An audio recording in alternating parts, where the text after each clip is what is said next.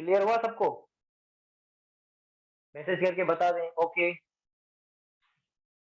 इसको हम मटीरियलाइजेशन of energy भी बोलते हैं, ठीक है। इसको मटीरियलाइजेशन ऑफ एनर्जी भी बोला जाता है। वो पता है क्यों? क्योंकि एक लाइट के पार्टिकल यानी कि फोटॉन से हमारे पास दो पार्टिकल्स बन रहे हैं, सही है। अब इसका एक रिवर्स प्रोसेस है, that is annihilation of matter. A of matter. Annihilation word की माना है कि डिस्ट्रॉय या डिस्ट्रक्शन, यानी कि मैटर को हम तबाह कर दें। अब ये किस तरह से होता है? इसमें हम लोग क्या करते हैं, एक इलेक्ट्रॉन को और एक पॉजिट्रॉन को, इन दोनों को आपस में हम मिलाते हैं। तो जब हम इन दोनों को आपस में मिलाएंगे कहीं पर, तो इसकी वजह से क्या होगा, इन दोनों के मिलने की वजह से दो फोटॉन हमारे पास प्रोड्यूस होंगे। एक फोटॉन नहीं होगा, दो फोटॉन प्रोड्यूस होंगे, ठीक है। क्योंकि यहाँ पर दो फोटॉन प्रोड्यूस होंगे, एक इस डायरेक्शन में जाएगा और दूसरा डाउनवर्ड डायरेक्शन में, यानी कि ताकि मोमेंटम इनका कंजर्व रह सके। मोमेंटम कंजर्व रखने के लिए अभी ये क्या हो रहा है, ये पार्टिकल्स से गामा रे बन रहा है, सही है। वो किस वजह से, ताकि दो फोटॉन्स बनेंगे, gamma ray, to gamma ray, और ऑपोजिट डायरेक्शन में जाएंगे। ऑपोजिट किस लिए पूछे जाने वाले सवाल कौन से हैं कि ये ऑपोजिट क्यों जाते हैं? To conserve the momentum. Momentum momentum को कंजर्व रखने के लिए। और इसमें ना एनर्जी की कम ज्यादा एनर्जी भी इसके अंदर नहीं होती, वो सब आप देख लेंगे, ठीक है। अब मैं बुक के अंदर देखूंगे इसमें कुछ मजीद ऐसा कुछ लिखा वो। अच्छा, इसको एनिहिलेशन ऑफ मैटर को आप क्या बोलते हो? It is reverse process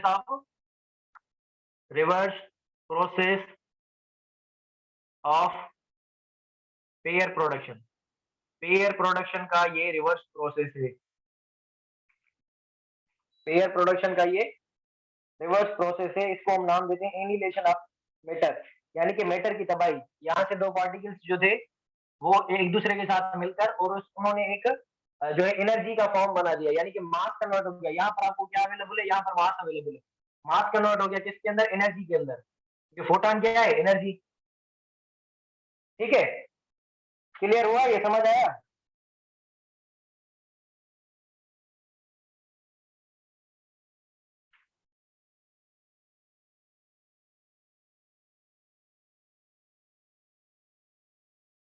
okay, इसको आप क्या बोलोगे? Reverse process of pair production. अभी पेयर प्रोडक्शन के अंदर हमने थोड़ी देर पहले पढ़ा, वहां पर क्या हो रहा था?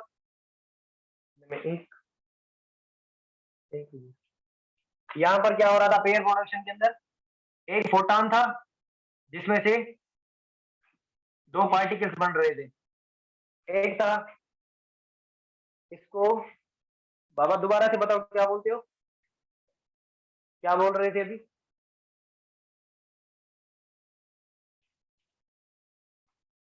क्या पूछ रहे थे, पूछो जल्दी।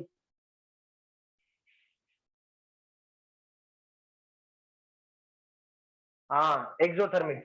अब एक चीज देखो, यहाँ पर क्या हो रहा है, एनर्जी रिलीज हो रही है। Exothermic are those relations in which heat is release.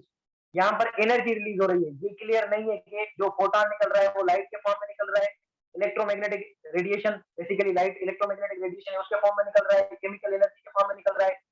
और यहाँ क्या चीज कर रहा है, उसका फॉर्म हमें डिस्कस नहीं किया, साउंड एनर्जी के फॉर्म में निकल रहा है। तो you can't say it is exothermic. Exothermic तभी बोलते जब एनर्जी का फॉर्म पता होता। अगर ये हीट के फॉर्म में निकलता तो फिर बोलते कि एक्सोथर्मिक है। क्लियर हुआ? Exo means out, something which is out of the system, and therm means heat, जो हीट अगर बाहर हो। एक बच्चे ने सवाल किया है कि यहाँ पर फोटॉन बाहर आ रहा है तो इसको हम एक्सोथर्मिक बोल सकते हैं। यहाँ पर ये जो एनर्जी है ये मोस्टली लाइट एनर्जी के फॉर्म में होती है। और एक्सोथर्मिक वो प्रोसेस होता है जिसमें हीट बाहर आती है। तो बेसिकली हीट और लाइट दोनों एनर्जी के फॉर्म है। तो आप इस वजह से इसको नहीं बोल सकते कि ये एक्सोथर्मिक है, और ये केमिस्ट्री वाला चक्कर है इसमें, इसको छोड़ दो, ज्यादा इस पर ध्यान मत दो। अब देखो फोटान से पहले क्या हुआ, फोटान की एनर्जी कितनी थी 1.02 मेगा इलेक्ट्रॉन वोल्ट। उसमें से क्या हुआ, एक इलेक्ट्रॉन बना और दूसरा पॉजिट्रॉन बना, दोनों एक दूसरे के क्या है, एंटी पार्टिकल। मास दोनों का इक्वल, चार्ज भी दोनों की इक्वल लेकिन ऑपोजिट। इसको किस तरह से लिखते हैं हम, इसको E+1 is equal to E-1 इस तरह से भी लिखा जाता है कभी कभी, ठीक है। तो अब देखो एक फोटॉन में से दो इलेक्ट्रॉन बने, लेकिन यहाँ पर जो है दोनों पार्टिकल से मिलकर दो फोटॉन्स बनेंगे, एक ये वाला और दूसरा ये वाला। ये मैंने इक्वेशन लिखी थी थोड़ी देर पहले। इसको इलेक्ट्रॉन को और इस पॉजिट्रॉन को अगर मैं मिलाऊंगा तो ये गामा प्लस गामा बनेगा। अच्छा, एक फोटॉन बन रहा है लेकिन दूसरा क्यों नहीं बनेगा, क्योंकि अगर ये फोटॉन एक ही डायरेक्शन के अंदर बनेगा ना तो इसका मोमेंटम जो है वो एक साइड की तरफ जाएगा, लेकिन हमें इसका मोमेंटम कंजर्व रखना है। तो अगर एक फोटॉन अपवर्ड जाएगा तो दूसरा डाउनवर्ड आएगा, और हर फोटॉन की एनर्जी कितनी होगी 0.51 mega electron volt. 0.51 mega electron volt. अगर दो होते, सॉरी अगर एक होता तो उसकी 1.02 होती, अभी दो है और मोमेंटम को कंजर्व कर रहे हैं, इस वजह से 0.51 इसकी 0.51 इसकी। चीजों को सिंपल रखो, जो चीजें काम की है वो चीजें याद रखो। अपने आप से सवाल पूछो कि ये चीज क्यों हो रही है, इसका लॉजिक क्या है, ये चीजें किस वजह से हो रही है, उसके बाद ये चीजें क्लियर हो जाएंगी, ठीक है।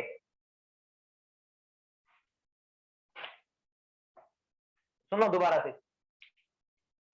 ये जो फोटॉन प्रोड्यूस हुआ था, ये फोटॉन जो पहले एनर्जी लेके आया था, इसकी एनर्जी थी 1.02 मेगा इलेक्ट्रॉन वोल्ट।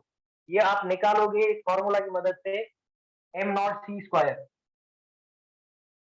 इसमें से आपको एनर्जी मिलेगी 1.02 मेगा इलेक्ट्रॉन वोल्ट। अब जब इस एक फोटॉन में से दो फोटॉन बन रहे हैं तो 1.02 को डिवाइड करोगे 2 के साथ तो ये बनेगा 10 पर टेबल जाएगा 5 मरतबा और 2 पर जाएगा 1 मरतबा, और ये वाली पॉइंट तो ये बन जाएगा 0.51 मेगा इलेक्ट्रॉन वोल्ट। तो ये एनर्जी इसकी हाफ बनेगी, और यहाँ पर दो फोटॉन है ना, एनर्जी को वायोलेट तो नहीं करना, एनर्जी को वायोलेट नहीं करना, एक फोटॉन की एनर्जी दूसरे की फोटॉन की, हाँ दो फोटॉन बन रहे हैं ना, एक को, एक का मोमेंटम इस डायरेक्शन में, दूसरे का मोमेंटम इस डायरेक्शन में, तो मोमेंटम को ओवरऑल सेम रखना है।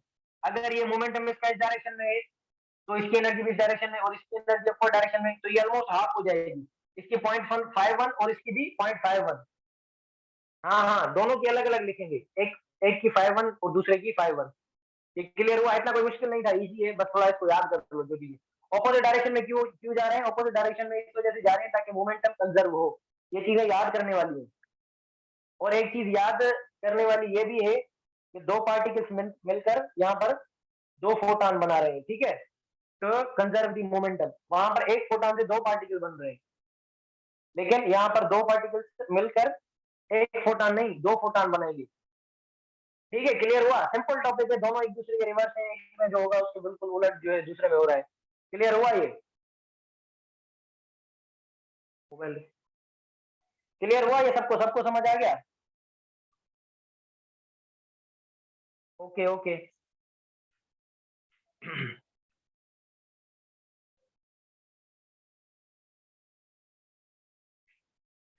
पानी थोड़ा सा दो।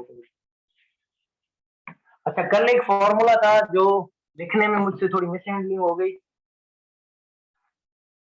बाकी पूरा टॉपिक जो है वो सही था, सिर्फ उस एक प्रॉब्लम की वजह से जो है ना वो मिस्टेक हो गई। वहां पर मैंने लिख दिया वर्क डन का फॉर्मूला, क्योंकि यहाँ पर थी वर्क फंक्शन।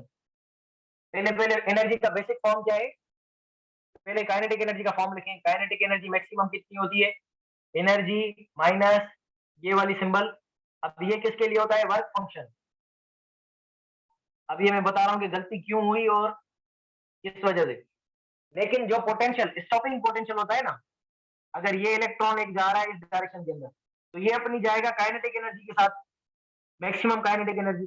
अगर मुझे इस इलेक्ट्रॉन को रोकना है तो मुझे इसके ऑपोजिट वर्क करना पड़ेगा, W।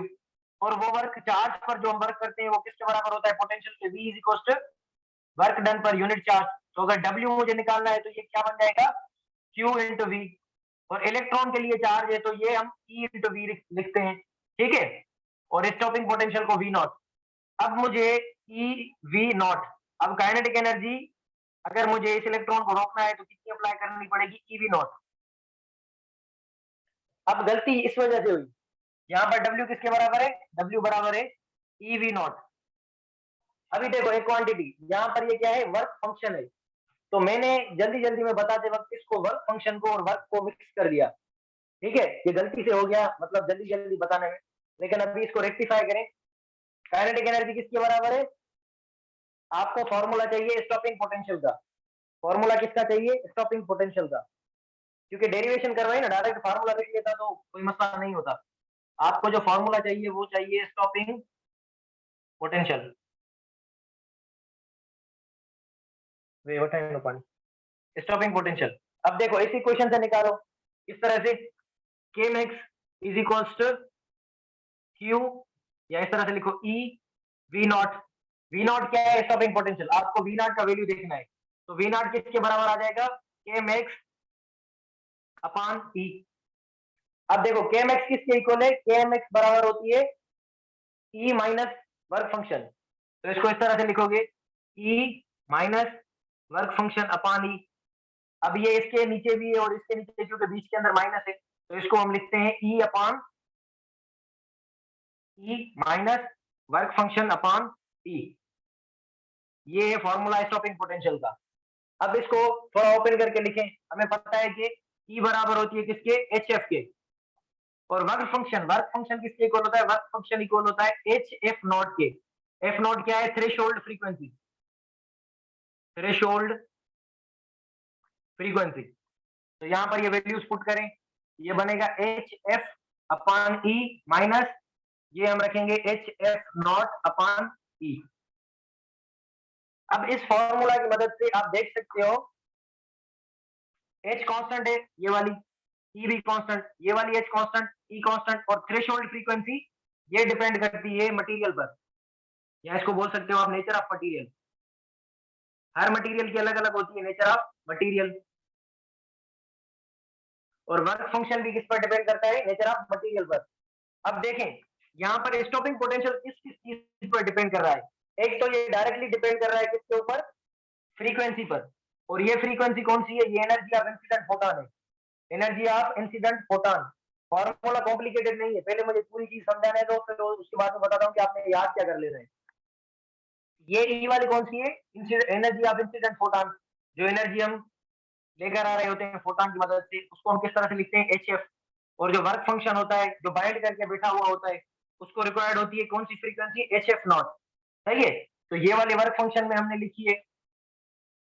तो यहाँ से अगर देखो आप, तो स्टॉपिंग पोटेंशियल डिपेंड कर रहा है एनर्जी पर और वर्क फंक्शन पर, और ये एनर्जी किस पर डिपेंड करती है, ये फ्रीक्वेंसी पर, यानी कि जिसकी फ्रीक्वेंसी ज्यादा, अगर फ्रीक्वेंसी हाई होगी तो स्टॉपिंग पोटेंशियल भी हाई होगा। एक एक बात तो ये, और दूसरा वर्क फंक्शन, अगर वर्क फंक्शन में देखें कि ये वर्क फंक्शन किस पर डिपेंड कर रहा है, नेचर ऑफ मटेरियल पर।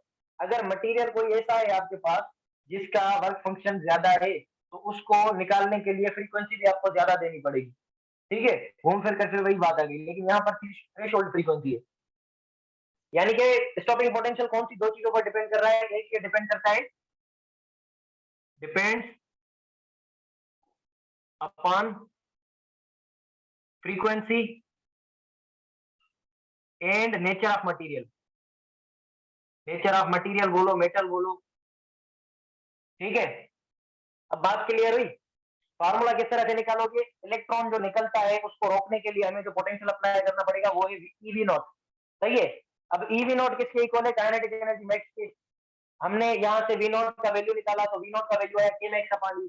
अब जो पहले हमने इक्वेशन रखी थी काइनेटिक एनर्जी की, वो इसमें अंदर रखे, ई माइनस फाइव अपॉन ई बना। अब ये ई इसके साथ भी है, इसके साथ भी है, यानी कि दोनों के नीचे है। ई बराबर होता है एच एफ के, प्लैंक्स कांस्टेंट का रिलेशन मैंने आपको बताया था, तीन चार फार्मूले, एच एफ। और वर्क फंक्शन किसके बराबर होता है, ये वर्क फंक्शन का फार्मूला याद कर ले।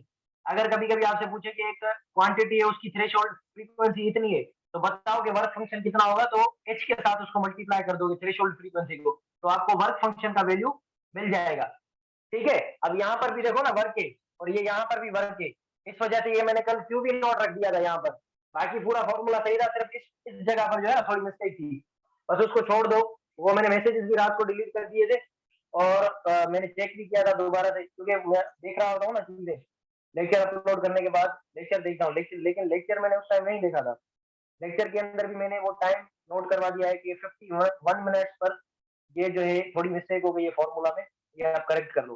ठीक है, यहाँ से आपने देख लिया कि स्टॉपिंग पोटेंशियल किस पर डिपेंड करता है, फ्रीक्वेंसी पर। जिसकी फ्रीक्वेंसी ज्यादा होगी उसका स्टॉपिंग पोटेंशियल ज्यादा होगा, क्योंकि फ्रीक्वेंसी को हम बढ़ाएंगे ना, कल मैंने पूरा मैकेनिज्म आपको समझाया था। फ्रीक्वेंसी को बढ़ाओगे, इलेक्ट्रॉन आएगा, यानी कि फोटोन आएगा, इलेक्ट्रॉन को छुड़ाएगा, इलेक्ट्रॉन शूट तो जाएगा। अभी क्या होगा, जो बाकी एनर्जी होगी वो काइनेटिक एनर्जी लेकर बाहर आएगा। तो अगर काइनेटिक एनर्जी उसकी ज्यादा होगी तो उसको रोकने के लिए पोटेंशियल भी ज्यादा लगाना पड़ेगा। इसी वजह से जिसकी फ्रीक्वेंसी ज्यादा होती है उसको स्टॉप करने के लिए पोटेंशियल भी ज्यादा लगाना पड़ता है। ये वाली मैकेनिक्स और कॉन्सेप्ट कल मैंने आपको बताए थे, अभी मैंने आपको और मजीद इसके बारे में बता दिया। ये क्लियर हुआ? Is it clear?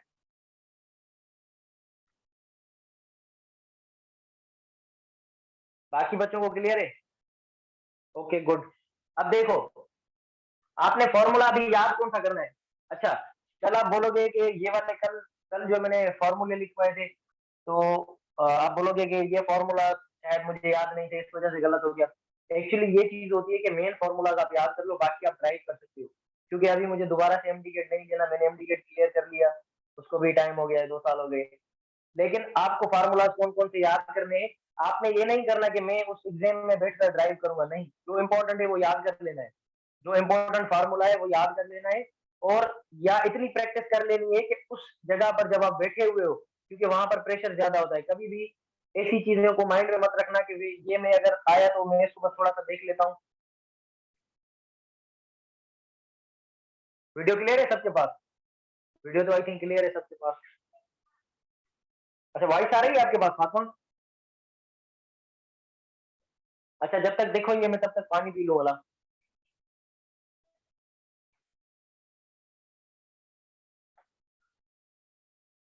Video clear है सबके पास?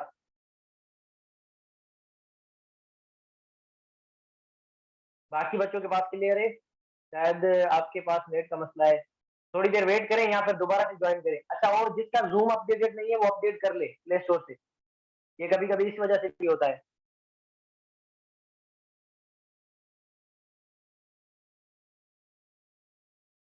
ठीक है, ये क्लियर हो गया ना स्टॉपिंग पोटेंशियल वाला? ये स्टॉपिंग पोटेंशियल किस तरह से होगा या इसको किस तरह से हम करते हैं?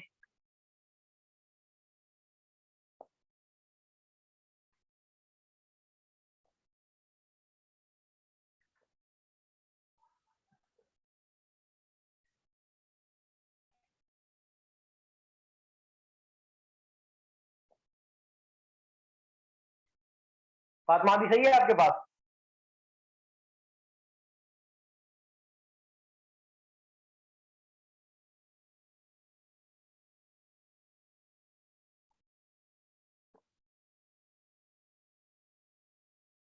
अभी क्लियर है?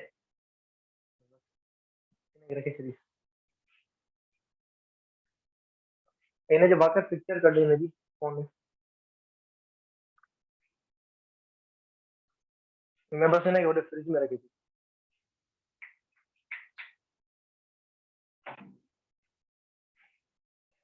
अच्छा, ये अच्छा मैं आपको एक सजेस्ट दूंगा, जिन बच्चों का एंट्री है, ठीक है, जिन बच्चों की जो है वो एंट्री है, तो जब ये चैप्टर खत्म, आज वैसे भी चैप्टर खत्म होने वाला है, ये पूरा इसमें जिस जिस तरह से क्वेश्चन आ सकते हैं और फॉर्मूला किस तरह से मैनिपुलेट करके चेंज कर सकते हैं, वो मैंने पूरा बताया है। ग्राफ भी, यानी कि 2-3 आपके बुक के अंदर ग्राफ के मैंने ग्राफ भी जो है ना वो ज्यादा बताए। तो आपने क्या करना है, ये चैप्टर खत्म हो जाए तो लेक्चर जो रिकॉर्डेड है ना उसको स्पीड करके फिर आप इसको रिव्यू कर लेना, इससे आपको ही फायदा होगा, ठीक है। और मैं कोशिश करूंगा कि जो लेक्चर के अंदर ये फार्मूले वाला पार्ट मिस हो गया था वो मैं उसको कट कर सकूं। अगर कट नहीं भी है तो वो मैंने नीचे लिख दिया है कि इसमें यहाँ पर थोड़ी सी मिस्टेक हो गई है, और फॉर्मूला मैंने वो अपना टाइप करके ड्राइव करके उसके अंदर सेव कर लिया है कि यहाँ पर ये थोड़ी सी मिस्टेक हो गई है। तो ये लाजमी देखना, क्योंकि इसमें से कॉन्सेप्ट आते हैं, क्योंकि मैं चीजें बताता हूँ इंपॉर्टेंट, आपको पता है क्रेश के अंदर और डेरिवेशन भी करवाई है इसकी, और पूरे जो है वो टॉपिक तकरीबन ऑलमोस्ट करवाए, एक दो टॉपिक छोड़कर बाकी सारे करवाए। ब्लैक बॉडी रेडिएशन को छोड़ा है, और दूसरा ये अपना टाइम डायलेशन, लेंथ कॉन्ट्रैक्शन, ये फार्मूला बाकी पूरा आपको बताया है, ठीक है।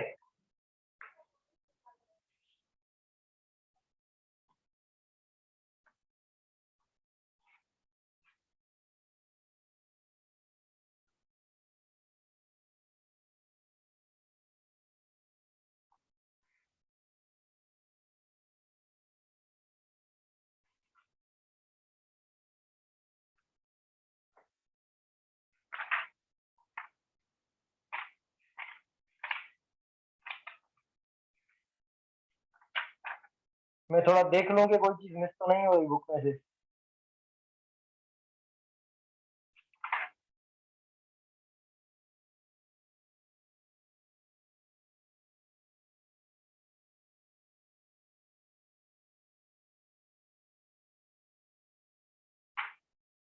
अच्छा, कभी कभी एक सवाल पूछते हैं कि फोटो इलेक्ट्रिक इफेक्ट का उल्टा प्रोसेस क्या होगा। फोटो इलेक्ट्रिक इफेक्ट, हाँ हाँ मैं करता हूँ। ठीक है, फोटो इलेक्ट्रिक इफेक्ट का रिवर्स प्रोसेस क्या होगा, तो याद कर लें, production production of X rays. ये सिलेबस के अंदर नहीं है वैसे, लेकिन ये मैं आपको बता देता हूँ।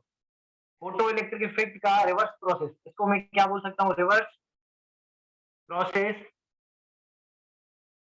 Of photo electric effect.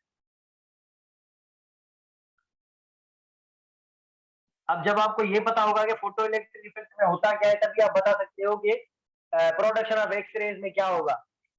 ठीक है, फोटो इलेक्ट्रिक इफेक्ट में क्या होता है, फोटान आते हैं, फोटान, हाई एनर्जी फोटान, उसकी मदद से इलेक्ट्रॉन बाहर निकलते हैं। अब इसको मैं उल्टा करूंगा तो क्या होगा, ये मैंने यहीं पर लिखूं, ये अगर मैं बोलूं इलेक्ट्रॉन आएंगे और फोटान बाहर जाएंगे, तो यही तो होगा इसका रिवर्स।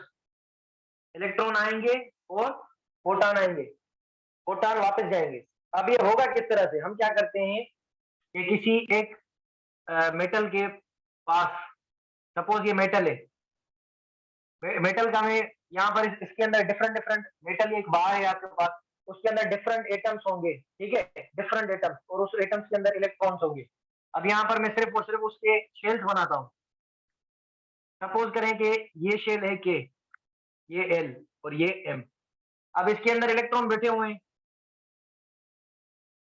अब मैं क्या करवाऊंगा, एक इलेक्ट्रॉन को यहाँ से मूव करवाऊंगा, हाई पोटेंशियल देकर एक इलेक्ट्रॉन को यहाँ से मूव करवाऊंगा। अब जब ये स्पीड से इलेक्ट्रॉन यहाँ से यहाँ जाएंगे, तो ये इस इलेक्ट्रॉन में से किसी एक को बाहर निकाल देंगे। सपोज करो ये वाला इलेक्ट्रॉन इसने नॉकआउट कर दिया, ये वाला इलेक्ट्रॉन बाहर चला गया, इसको क्या कर दिया, नॉकआउट। अब क्या होगा, मैंने आपको एक चीज बताई थी कि जब इलेक्ट्रॉन अपनी जगह छोड़ता है तो वहां पर एक होल क्रिएट हो जाता है, दैट इज होल। तो यहाँ पर इस जगह को फिल करने के लिए दूसरे शेल में से इलेक्ट्रॉन आएगा, फिल करने के लिए दूसरे शेल में से इलेक्ट्रॉन आएगा। अब मैंने आपको एक चीज समझाई थी एटॉमिक स्पेक्ट्रा के अंदर कि बाहर वाले शेल्स की एनर्जी ज्यादा होती है। जब ज्यादा एनर्जी वाला लो एनर्जी वाले में आएगा, तो कुछ ना कुछ एनर्जी क्या करेगा, रिलीज करेगा। तो सपोज करो कि ये वाला इलेक्ट्रॉन इसके अंदर आया, ये वाला इलेक्ट्रॉन इस शेल के अंदर आया, कौन से शेल के अंदर आया है, के के अंदर, तो इसको मैं लिख लेता हूं के अल्फा। अगर ये इस पास वाले में से आया, तो अगर ये इसमें से आएगा के अंदर, तो इसको मैं लिखूंगा के बीटा।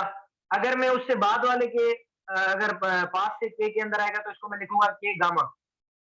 ठीक है, यहाँ पर सबसे ज्यादा एनर्जी किसकी होगी, सबसे ज्यादा एनर्जी, सबसे ज्यादा एनर्जी कौन रिलीज करेगा, के गामा करेगा, क्योंकि ये ज्यादा दूर से है। उसके बाद के बीटा, उसके बाद के अल्फा, यानी कि के अल्फा लेस देन के बीटा लेस देन के गामा। लेकिन समझने वाली चीज देखो, यहाँ पर इलेक्ट्रॉन बाहर गया, high fast high speed moving electron को हमने इसके साथ जो है स्ट्राइक किया, इलेक्ट्रॉन अपनी जगह छोड़कर बाहर गया। अब ये इलेक्ट्रॉन ने जंप किया, ये यहाँ पर आ गया। अब जब ये इलेक्ट्रॉन यहाँ पर आ जाएगा ना, तो ये क्या करेगा, एक फोटॉन इमिट करेगा। क्यों, क्योंकि ज्यादा एनर्जी से लोअर एनर्जी की तरफ आया है और फोटॉन बाहर निकला है। अब देखो, इलेक्ट्रॉन के आने की वजह से फोटॉन बाहर आया है। यहाँ पर क्या हो रहा था, फोटॉन आ रहा था और उसकी वजह से इलेक्ट्रॉन बाहर आ रहे थे। तो इसकी वजह से हम बोलते हैं समटाइम्स के फोटो इलेक्ट्रिक इफेक्ट को अगर हम रिवर्स प्रोसेस देखेंगे, तो that is production of X ray. ये सवाल अल रहमान बुक के अंदर है। मैं बार बार बोलता हूँ कि ये बुक पढ़ा करो, इसके अंदर काफी अच्छे एमसीक्यूज होते हैं, और एक एक सवाल के पीछे, अभी देखो एक सवाल के पीछे कितना कॉन्सेप्ट था। ठीक है, ये समझ आया, क्लियर हुआ ये।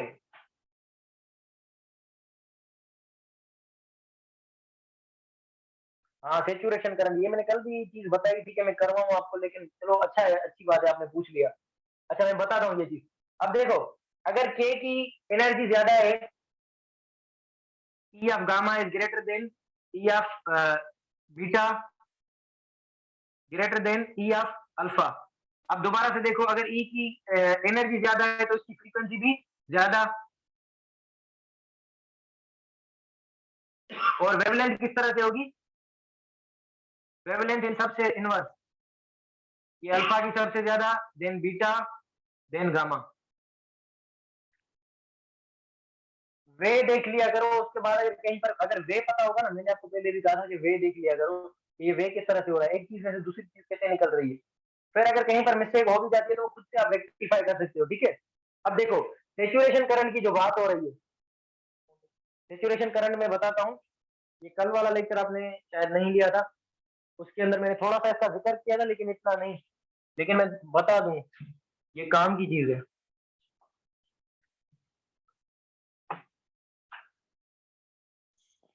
अब हमने जो फोटो इलेक्ट्रिक इफेक्ट पढ़ा था, फोटो इलेक्ट्रिक इफेक्ट में मैंने आपको एक वैक्यूम चेंबर बताया था कि एक वैक्यूम चेंबर होता है, ठीक है। यहाँ से एक हम पॉजिटिव टर्मिनल कनेक्ट करते हैं, यहाँ से नेगेटिव। अब ये नेगेटिव टर्मिनल होता है, इसको हम कैथोड बोलते हैं, कैथोड। और कैथोड में से इलेक्ट्रॉन निकलते हैं तो इसको हम दूसरा नाम देते हैं इमिटर का। ये कल बातें हो गई थी सारी। अब देखो, अब ये अपना सेचुरेशन करंट की बात कर रहा हूँ आपको समझाने के लिए। अब जब सपोज करो कि शुरू के अंदर हम इसको फ्रीक्वेंसी दे रहे हैं, तो इसमें से इलेक्ट्रॉन क्या करेंगे, बाहर आएंगे, इलेक्ट्रॉन बाहर आएंगे। अब इलेक्ट्रॉन जब बाहर आएंगे तो अगर मैं करंट को ड्रॉ करूं, अगर मैं करंट को ड्रॉ करूं, सपोज करो कि आई नॉट जो है वो सेचुरेशन करंट है, ठीक है। इस तरह से लिखो, यहाँ पर आई नॉट जो है वो सेचुरेशन करंट है, सही है। और इसको मैं पीछे से ड्रॉ करता हूँ। सपोज करो कि अब ये होगा किस तरह से, शुरू में इलेक्ट्रॉन जब एनर्जी आ रही होगी तो इलेक्ट्रॉन ज्यादा से ज्यादा बाहर आएंगे, इलेक्ट्रॉन ज्यादा से ज्यादा बाहर आएंगे। लेकिन जब हम ये एनर्जी आ रही होगी, इलेक्ट्रॉन बाहर निकलेंगे, बाहर निकलेंगे, तो जब इलेक्ट्रॉन शुरू में बाहर निकल रहे होंगे, यानी कि इलेक्ट्रॉन इंक्रीज हो रहे होंगे, नंबर ऑफ इलेक्ट्रॉन्स बढ़ेंगे, तो फोटो करंट बढ़ेगा, फोटो करंट बढ़ेगा, जो इलेक्ट्रॉन की वजह से करंट बन रहा है वो इंक्रीज होगा। अब थोड़ी देर के बाद क्या होगा, ये इलेक्ट्रॉन्स इतने ज्यादा हो जाएंगे कि ये आपस में एक दूसरे को पुश करेंगे और जो इलेक्ट्रॉन्स बाहर आ रहे हैं उनको रोकेंगे। तो उसको हटाने के लिए मैंने क्या किया था, इसको मजीद पॉजिटिव कर दिया था, ताकि ये एक्सीलरेट हो, जल्दी जल्दी से इसकी तरफ जाएगी। लेकिन यहाँ से इलेक्ट्रॉन निकलेंगे, मेटल से बार बार इलेक्ट्रॉन निकलेंगे, तो अल्टीमेटली आगे चलकर क्या होगा कि इलेक्ट्रॉन खत्म होंगे उसके पास, यानी कि इलेक्ट्रॉन का नंबर क्या हो जाएगा, कम हो जाएगा। तो कुछ एक टाइम ऐसा आएगा जिसके बाद इसको पोटेंशियल को बढ़ाने से या इनकी अगर फ्रीक्वेंसी बढ़ाएंगे फिर तो फर्क पड़ेगा, लेकिन इस पोटेंशियल को बढ़ाने से जो इलेक्ट्रॉन प्रेजेंट थे वो ही सिर्फ आगे जाएंगे और फिर खत्म हो जाएंगे, यानी कि करंट की वैल्यू जो बन जाएगी वो कांस्टेंट बन जाएगी। कांस्टेंट जो है वो इलेक्ट्रॉन्स वो मूव करते रहेंगे सिर्फ इसके अंदर, यानी कि कुछ टाइम के बाद इलेक्ट्रॉन्स जो निकल चुके हैं सिर्फ वही फ्लो करेंगे और करंट की वैल्यू मैक्सिमम तक पहुंच जाएगी। उसको हम नाम देते हैं सेचुरेशन करंट। यानी कि इनिशियली इसको इस तरह से आप जो है वो देख सकते हो, ये करंट जो है इंक्रीज किया, पहले इंक्रीज किया, अब ये आगे चलकर ये कांस्टेंट हो गया है। अब शुरू के अंदर ये करंट आए हैं, ये क्या कर रहा है, ये इस टाइम के अंदर ये इंक्रीज कर रहा है, लेकिन ये जो पॉइंट इसने रीच किया है I naught, that is saturation current, saturation current. जैसे आप एंजाइम में पढ़ते हो, मैंने कल एंजाइम वाला एग्जांपल भी आपको दिया था। एंजाइम के अंदर क्या होता है,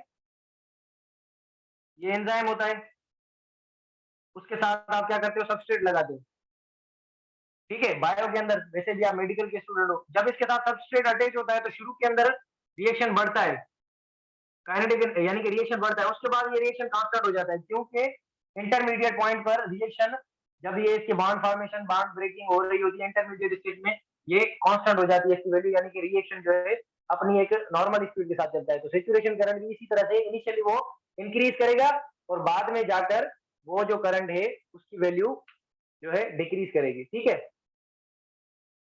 क्लियर हो गया, ओके। लेकिन अब एक चीज देखें, अब हमें करंट को अगर बढ़ाना है, कल मैंने आपको एक चीज समझाई थी, अच्छा हुआ ये सवाल पूछा। अब कल मैंने आपको एक चीज और समझाई थी कि जितने अगर फोटॉन बढ़ाओगे, तो अगर एक एक इलेक्ट्रॉन एक फोटॉन से बाहर आ रहा है, तो 4 फोटॉन से अगर 8 फोटॉन करोगे तो इलेक्ट्रॉन भी ज्यादा बाहर आएंगे।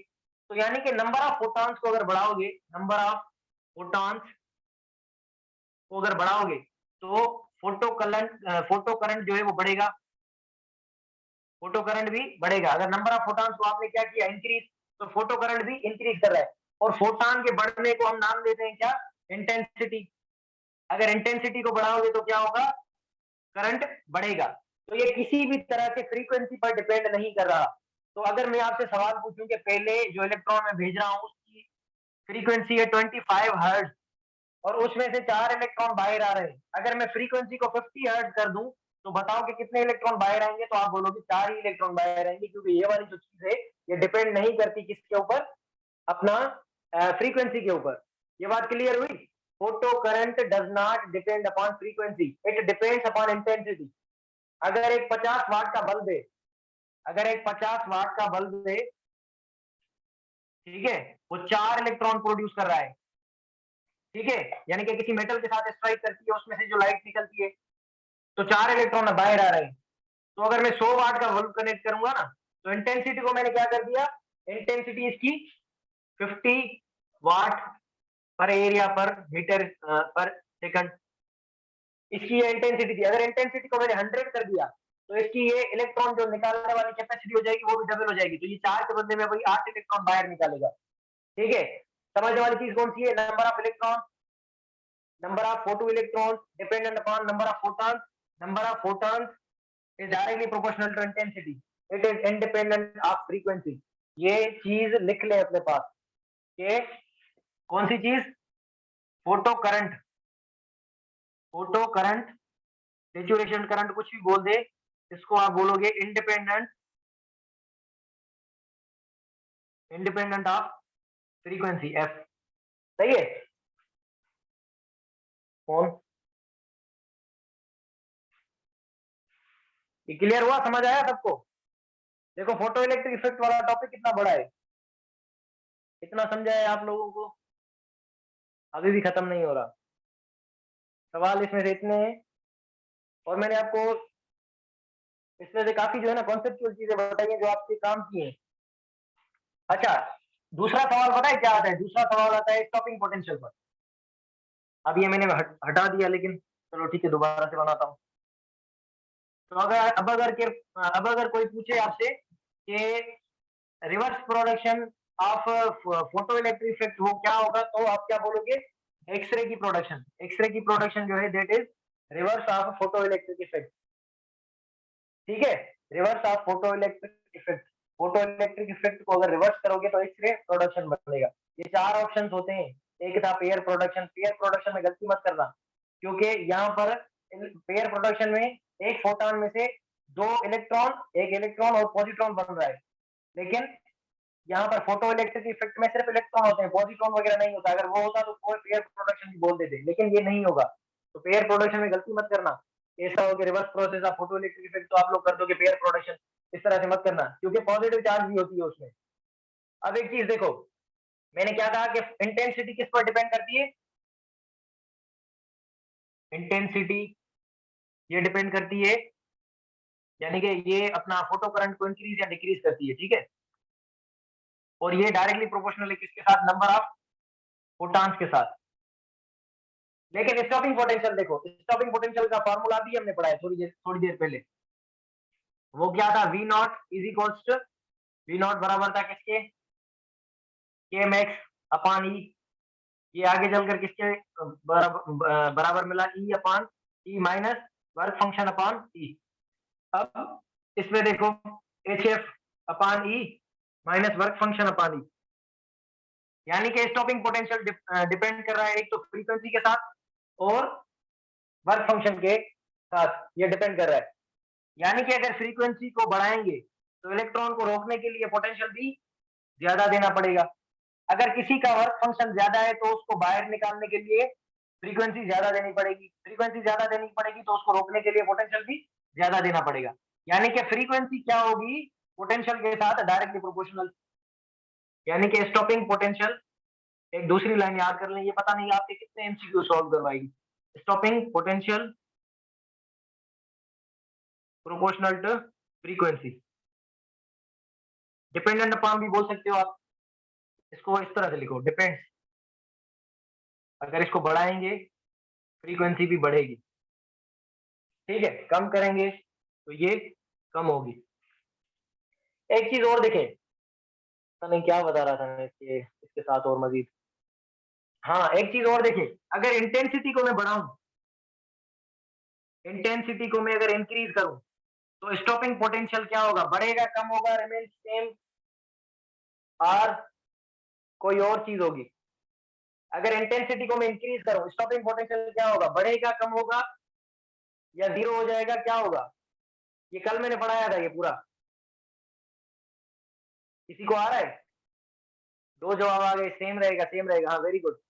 इंक्रीज नहीं होगा, यही गलती है। अब देखो ना दोबारा से, इंटेंस ये अपना स्टॉपिंग पोटेंशियल किस पर डिपेंड कर रहा है, फ्रीक्वेंसी पर। अब जब जो फोटान आएंगे ना, जो फोटान आए, सपोज करो इलेक्ट्रॉन्स को बाहर निकाला, अब इन सब की एनर्जी सेम है, तो इसको रोकने के लिए जो पोटेंशियल अप्लाई करना पड़ेगा वो भी सेम अप्लाई करना पड़ेगा। तो इंटेंसिटी को बढ़ाने से एनर्जी ना कम ज्यादा हो रही है, तो पोटेंशियल भी ना कम होगा ना ज्यादा होगा, इसी वजह से पोटेंशियल सेम रहेगा, काइनेटिक एनर्जी सेम है। ठीक है, पोटेंशियल देखो ना काइनेटिक एनर्जी पर डिपेंड करता है, जिसकी काइनेटिक एनर्जी ज्यादा उसका पोटेंशियल ज्यादा। इंटेंसिटी बढ़ाने से एनर्जी नहीं बढ़ती, ये मैंने चीज कल भी बताई थी आपको। इंटेंसिटी बढ़ाने से सिर्फ इलेक्ट्रॉन का नंबर बढ़ेगा, फोटो करंट बढ़ेगा, लेकिन एनर्जी नहीं बढ़ेगी। ये दोनों सवाल याद कर लो, किसी भी तरह से पूछ सकते हैं। इसका तो हमने एक ग्राफ भी बनाया था, कौन सा ग्राफ था? कि एक की इंटेंसिटी थी I2, दूसरे की इंटेंसिटी थी I1, और I2 क्या है, I2 ग्रेटर देन I1, इन दोनों का पोटेंशियल क्या है, ये V0, ये सेम। ये देखो, ये कल हमने ग्राफ पढ़ा था, वो इसी इसी रिलेशन से तो है, स्टॉपिंग पोटेंशियल डिपेंड करता है फ्रीक्वेंसी पर। ठीक है, डिपेंड्स डिपेंड्स अपॉन फ्रीक्वेंसी। अगर याद नहीं हो रहा तो इसको इस तरह से भी लिख लो, independent of intensity, independent of intensity, intensity पर डिपेंड नहीं करेगा, फोटो करंट को बढ़ाओ कम करो ज्यादा करो कुछ फर्क नहीं पड़ेगा। ठीक है, ये क्लियर हुआ? अभी क्लियर हो गया, ओके गुड, अच्छी बात है। ये कॉन्सेप्ट जो है ना इसके इंटर रिलेटेड है, मैंने आपको जिस दिन पहले पहला लेक्चर इसका लिया था तो मैंने आपको कहा था कि ये टॉपिक इतना बड़ा है, एक्सपेरिमेंटल टॉपिक है, और जो है 2-3 घंटे का ये लेक्चर है। अगर अच्छे से मैं आपको बताऊं, फिर भी जो चीजें इंपॉर्टेंट थी समराइज करके कॉन्सेप्ट कॉन्सेप्ट देकर आपको वो चीजें मैंने क्लियर करवाई ताकि आपको ये चीजें क्लियर हो। बंदा भूल जाता है, इसमें कोई मस्ती वाली बात नहीं है, कोई सवाल गलत हो जाता है कभी कभी, लेकिन फिर भी वो देख लिया करो कि इसका सोल्यूशन किस तरह से, फिर वो चीज याद कर लिया करो, दोबारा से गलती नहीं होनी चाहिए। अभी आप जितनी मिस्टेक्स करोगे वो कोई मसला नहीं है, एंट्री में मिस्टेक्स मत करना हो। ठीक है, क्लियर हो गया सबको?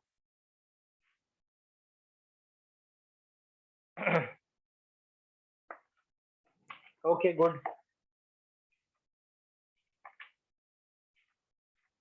अच्छा, काफी चीजें हमने कर ली हैं तकरीबन, कुछ जो है वो बचता नहीं है।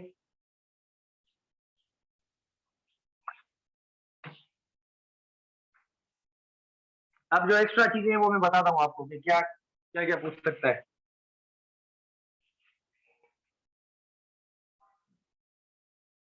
अच्छा, कभी कभी ये पूछ सकता है आपसे कि एक इलेक्ट्रॉन है आपके पास, उसको कोई पोटेंशियल दे दे, उसको हमने वी पोटेंशियल में से गुजारा, यानी कि एक प्लेट थी पॉजिटिव दूसरी नेगेटिव, उसका पोटेंशियल वी था। सपोज करो इसके अंदर कोई भी पोटेंशियल है इन दोनों प्लेट्स के दरमियान, उसमें से हमने कहा, तो बताओ उसकी मैक्सिमम काइनेटिक एनर्जी कितनी होगी?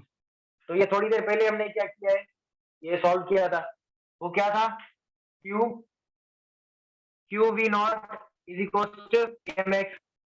इससे आप निकाल सकते हो Q we naught m x, m x आपको निकालनी है, चार्ज रखो, जो पोटेंशियल गिवन है वो रखो, आपका आंसर आ जाएगा। ठीक है, एक इस तरह से। दूसरा इसमें से पूछ सकता है कि उसकी मैक्सिमम वेलोसिटी कितनी होगी, मैक्सिमम वेलोसिटी कितनी होगी? तो काइनेटिक एनर्जी किसके बराबर होती है, क्यू वी नॉट, ये काइनेटिक एनर्जी किसके बराबर, हाफ एम, और वेलोसिटी, अगर काइनेटिक एनर्जी मैक्सिमम है तो वेलोसिटी मैक्सिमम, मैक्सिमम का स्क्वायर। अब ये 2 इधर आकर मल्टीप्लाई करेगा, तो 2 क्यू वी नॉट ये बराबर होगा एम वी स्क्वायर के। अब ये एम इसके साथ मल्टीप्लाई कर रहा है, इधर आकर डिवाइड करेगा, ये हो गया वी स्क्वायर। अभी आपको वी स्क्वायर नहीं चाहिए, आपको चाहिए वी का वैल्यू, तो दोनों पर अंडर रूट दोगे तो वी मिलेगा आपको 2 Q we naught upon m. अब ये किसका है, मैक्सिमम वेलोसिटी का फॉर्मूला, वेलोसिटी मैक्सिमम का फॉर्मूला। बस आपको सिर्फ क्या गिवन होना चाहिए, पोटेंशियल गिवन होना चाहिए, क्योंकि चार्ज इलेक्ट्रॉन पर कांस्टेंट होती है। इलेक्ट्रॉन पर चार्ज कितनी होती है? 1.6 इंटू 10 पावर माइनस 19 कूलम। मास कितना होता है इलेक्ट्रॉन का? 9.11 इंटू 10 पावर माइनस 31 केजी। ठीक है, ये चीजें कांस्टेंट है और ये 2 भी कांस्टेंट है। सिर्फ और सिर्फ पोटेंशियल गिवन हो तो आपको वेलोसिटी मैक्सिमम का वैल्यू पता चल सकता है। ठीक है, ये चीज क्लियर हुई? क्लियर हुआ? ये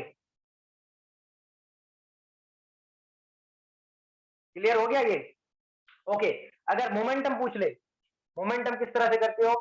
काइनेटिक एनर्जी का फॉर्मूला देखो। काइनेटिक एनर्जी का फॉर्मूला जो होता है वो होता है हाफ एम वी स्क्वायर। कौन सा होता है? Half m we square. अगर मैं इस इक्वेशन को क्या करूं, इस तरह से लिखूं, एम वी स्क्वायर बाय 2। ठीक है, तो मैं लिख सकता हूँ ये हाफ को मैंने बस इसको मल्टीप्लाई कर दिया, तो एम वी स्क्वायर बाय 2 लिख सकता हूँ। अगर मैं इसको मास के साथ भी मल्टीप्लाई करूँ और मास के साथ डिवाइड करूँ, अगर मैं इस इक्वेशन को मास के साथ मल्टीप्लाई करूँ, मास के साथ डिवाइड करूँ, ये मैथमेटिक्स का रूल है। अगर किसी चीज को ऐड करो तो सब्ट्रैक्ट भी करो, ताकि ओवरऑल इक्वेशन पर कोई फर्क ना पड़े। जब आपको कोई न्यू वेरिएबल या न्यू फॉर्मूला निकालना होता है तो आप इस तरह से करते हो। अब ये मास इस मास के साथ मल्टीप्लाई होगा तो ये ऊपर क्या बन जाएगा? एम स्क्वायर, और ये वी स्क्वायर फार्मूले का, नीचे क्या बचा? 2 इंटू एम। ठीक है, अब आपने मोमेंटम पढ़ा है P is equal to m v. Momentum क्या पढ़ा है? P is equal to m v. यहाँ पर क्या है? M square into v square, m square into v square, तो ये पी स्क्वायर के बराबर होगा। तो इस एम स्क्वायर वी स्क्वायर की जगह पर रखो पी स्क्वायर अपॉन 2m। ये काइनेटिक एनर्जी का दूसरा फॉर्मूला, ये याद कर लो, ये काफी इंपॉर्टेंट है। कभी कभी मोमेंटम देखकर काइनेटिक एनर्जी पूछता है, बच्चे परेशान होते हैं, पता नहीं क्या क्या पूछ रहा है। सिंपल है, काइनेटिक एनर्जी राइट किस तरह से हुआ? अगर डेरिवेशन समझ नहीं भी आ रही ना तो बस फॉर्मूला याद कर लो। किस तरह से हुआ? काइनेटिक एनर्जी के साथ मास को मल्टीप्लाई भी करो, डिवाइड भी करो। मास मास के साथ मल्टीप्लाई होगा तो एम स्क्वायर बनेगा, वी स्क्वायर फॉर्मूले का पहले ही है, तो ये m square v square p square के बराबर होगा। पी स्क्वायर आपने रख दिया और नीचे क्या होगा? 2m। ठीक है, ये दोबारा से करके देखना। अब अगर आपसे इलेक्ट्रॉन का मोमेंटम पूछा जाता, मोमेंटम ऑफ इलेक्ट्रॉन, तो वो किस तरह से निकालते? P इज इक्वल टू ये 2m आकर इधर मल्टीप्लाई करेगा, 2 इंटू k इंटू m, और ये इसका अंडर रूट। अगर मोमेंटम पूछा जाता है इलेक्ट्रॉन का, वो भी निकाल सकते हो। ये 2m के साथ अगर मल्टीप्लाई करेगा, काइनेटिक एनर्जी आपको गिवन होगी, या इस फार्मूला से आप निकाल सकते हो काइनेटिक एनर्जी। उसके बाद आपने मोमेंटम भी निकाल दिया। ये क्लियर हुआ? क्लियर हो गया ये?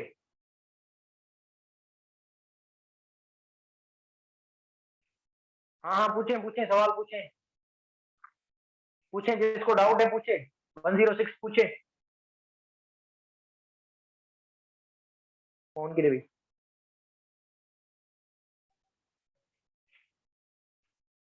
अच्छा, एक सेकंड मुझे देखने दो, एक मिनट एक मिनट।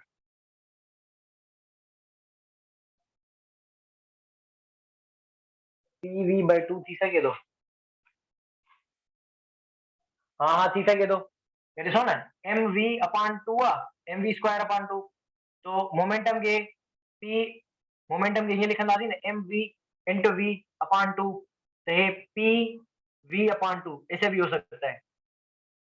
हो सकता है, पॉसिबल है, पॉसिबल। लेकिन ज्यादातर मोमेंटम देखकर फिर काइनेटिक एनर्जी पूछते हैं ना, तो फिर इस वजह से मैंने रिलेशन निकाला। लेकिन ये कंडीशन है ना, यहाँ पर आपको वेलोसिटी गिवन होनी चाहिए, और वेलोसिटी आप यहाँ से निकाल लोगे। फोर्स ऑफ फोटोन की डिस्टेंस से, डिस्टेंस से इनवर्स रिलेशन होता है। अब ये पता नहीं, फिजिक्स इन सेकंड्स वाली वीडियो देखकर उसमें से सवाल पूछते हो। ठीक है, ये सुनो, अब देखो, अब देखो, ये सवाल पूछा है एक बच्चे ने कि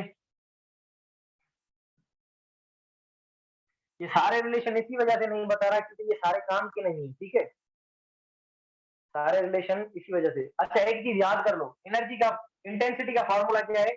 इंटेंसिटी होती है energy upon time into area.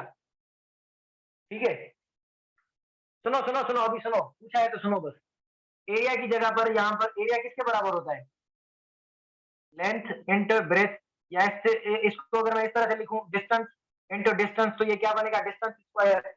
तो ये डिस्टेंस स्क्वायर, इंटेंसिटी का ये फार्मूला है, energy upon time into distance square. Energy upon time, इसको हम पावर भी बोलते हैं।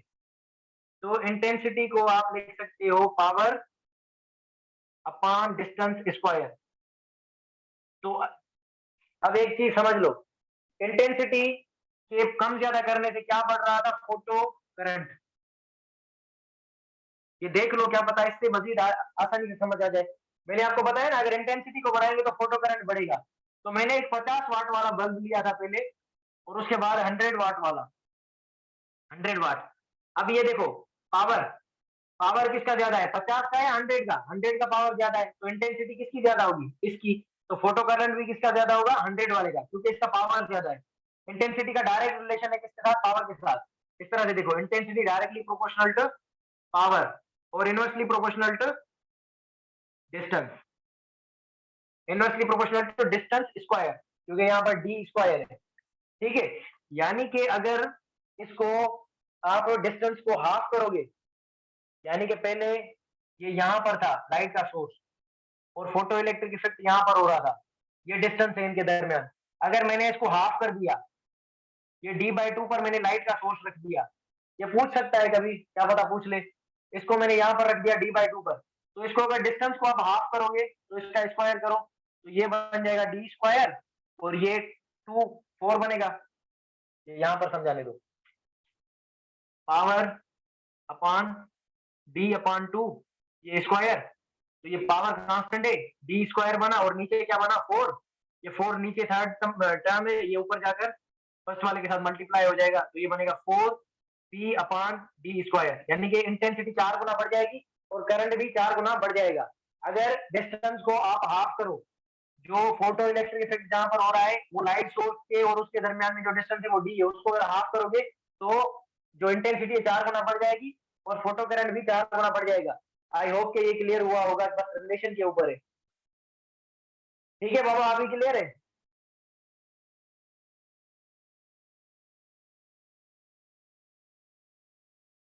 ओके, बाकी बच्चों को क्लियर है? क्योंकि ये सवाल थोड़ा टिपिकल था, क्योंकि जिन बच्चों को इंटेंसिटी का कॉन्सेप्ट नहीं होगा ना, वो थोड़ा कम समझ पाएंगे इसको। क्लियर हुआ? बाकी बच्चे Rao 106। Okay okay okay, good, अगर समझ आ गया तो अच्छी बात है। समझ आया तुम्हें? एक और बता दे। हाँ, पूछो पूछो पूछो।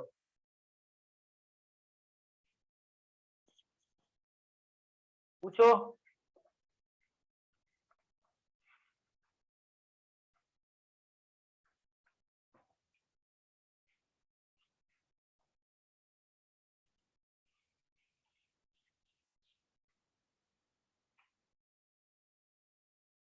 क्वेश्चन, हाँ प्रैक्टिस, क्वेश्चन प्रैक्टिस ही डाले तो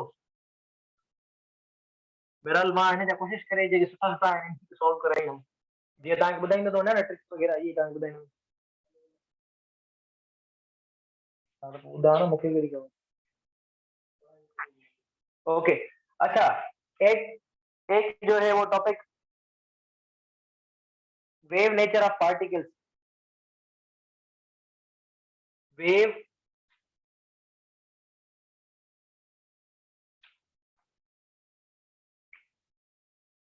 वेव नेचर ऑफ पार्टिकल्स, ये नजर आ रहा है? Wave nature of particles. अब ये एक हाइपोथेसिस है जो किसने दिया था, डी ब्रोगली हाइपोथेसिस। इसने ये कहा था, इसकी बस एक ही लाइन है, ये मास m है और ये मूव कर रहा है किसी वेलोसिटी v के साथ। ठीक है, तो इसने कहा था कि each moving particle, every every moving particle has a wave associated with. ठीक है, यानी कि हर पार्टिकल के साथ जो मूव कर रहा है,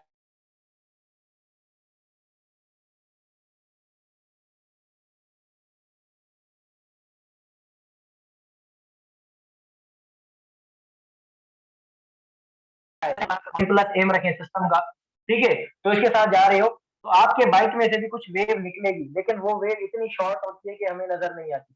ठीक है, तो इसको समझाने के लिए, क्योंकि जो है बच्चे वगैरह डिस्कस करते हैं जो फैमिली में होते हैं या कोई और बच्चा, तो इसको मैं समझाने के लिए एक एग्जांपल देता हूँ कि कभी कभी कुछ इंसान होते हैं जिनके साथ आपकी कोऑर्डिनेशन अच्छी होती है। जब उनसे आप बात करते हो तो आप उनकी चीजें ज्यादा, उनकी एनर्जी और आपकी एनर्जी मैच करती है। तो वो कैसे पता चलता है? कोई बंदा आता है या बात करता है तो हमें पसंद ही नहीं आता, शक्ल भली चलो अच्छी हो भी उसकी, लेकिन फिर भी पसंद नहीं आता। तो इस वजह से कि एनर्जीज आपकी मैच नहीं करती। तो ये पार्टिकल भी क्या करता है, एक वेव इमिट करता है। पार्टिकल जो मूव करेगा वो एक वेव इमिट करेगा।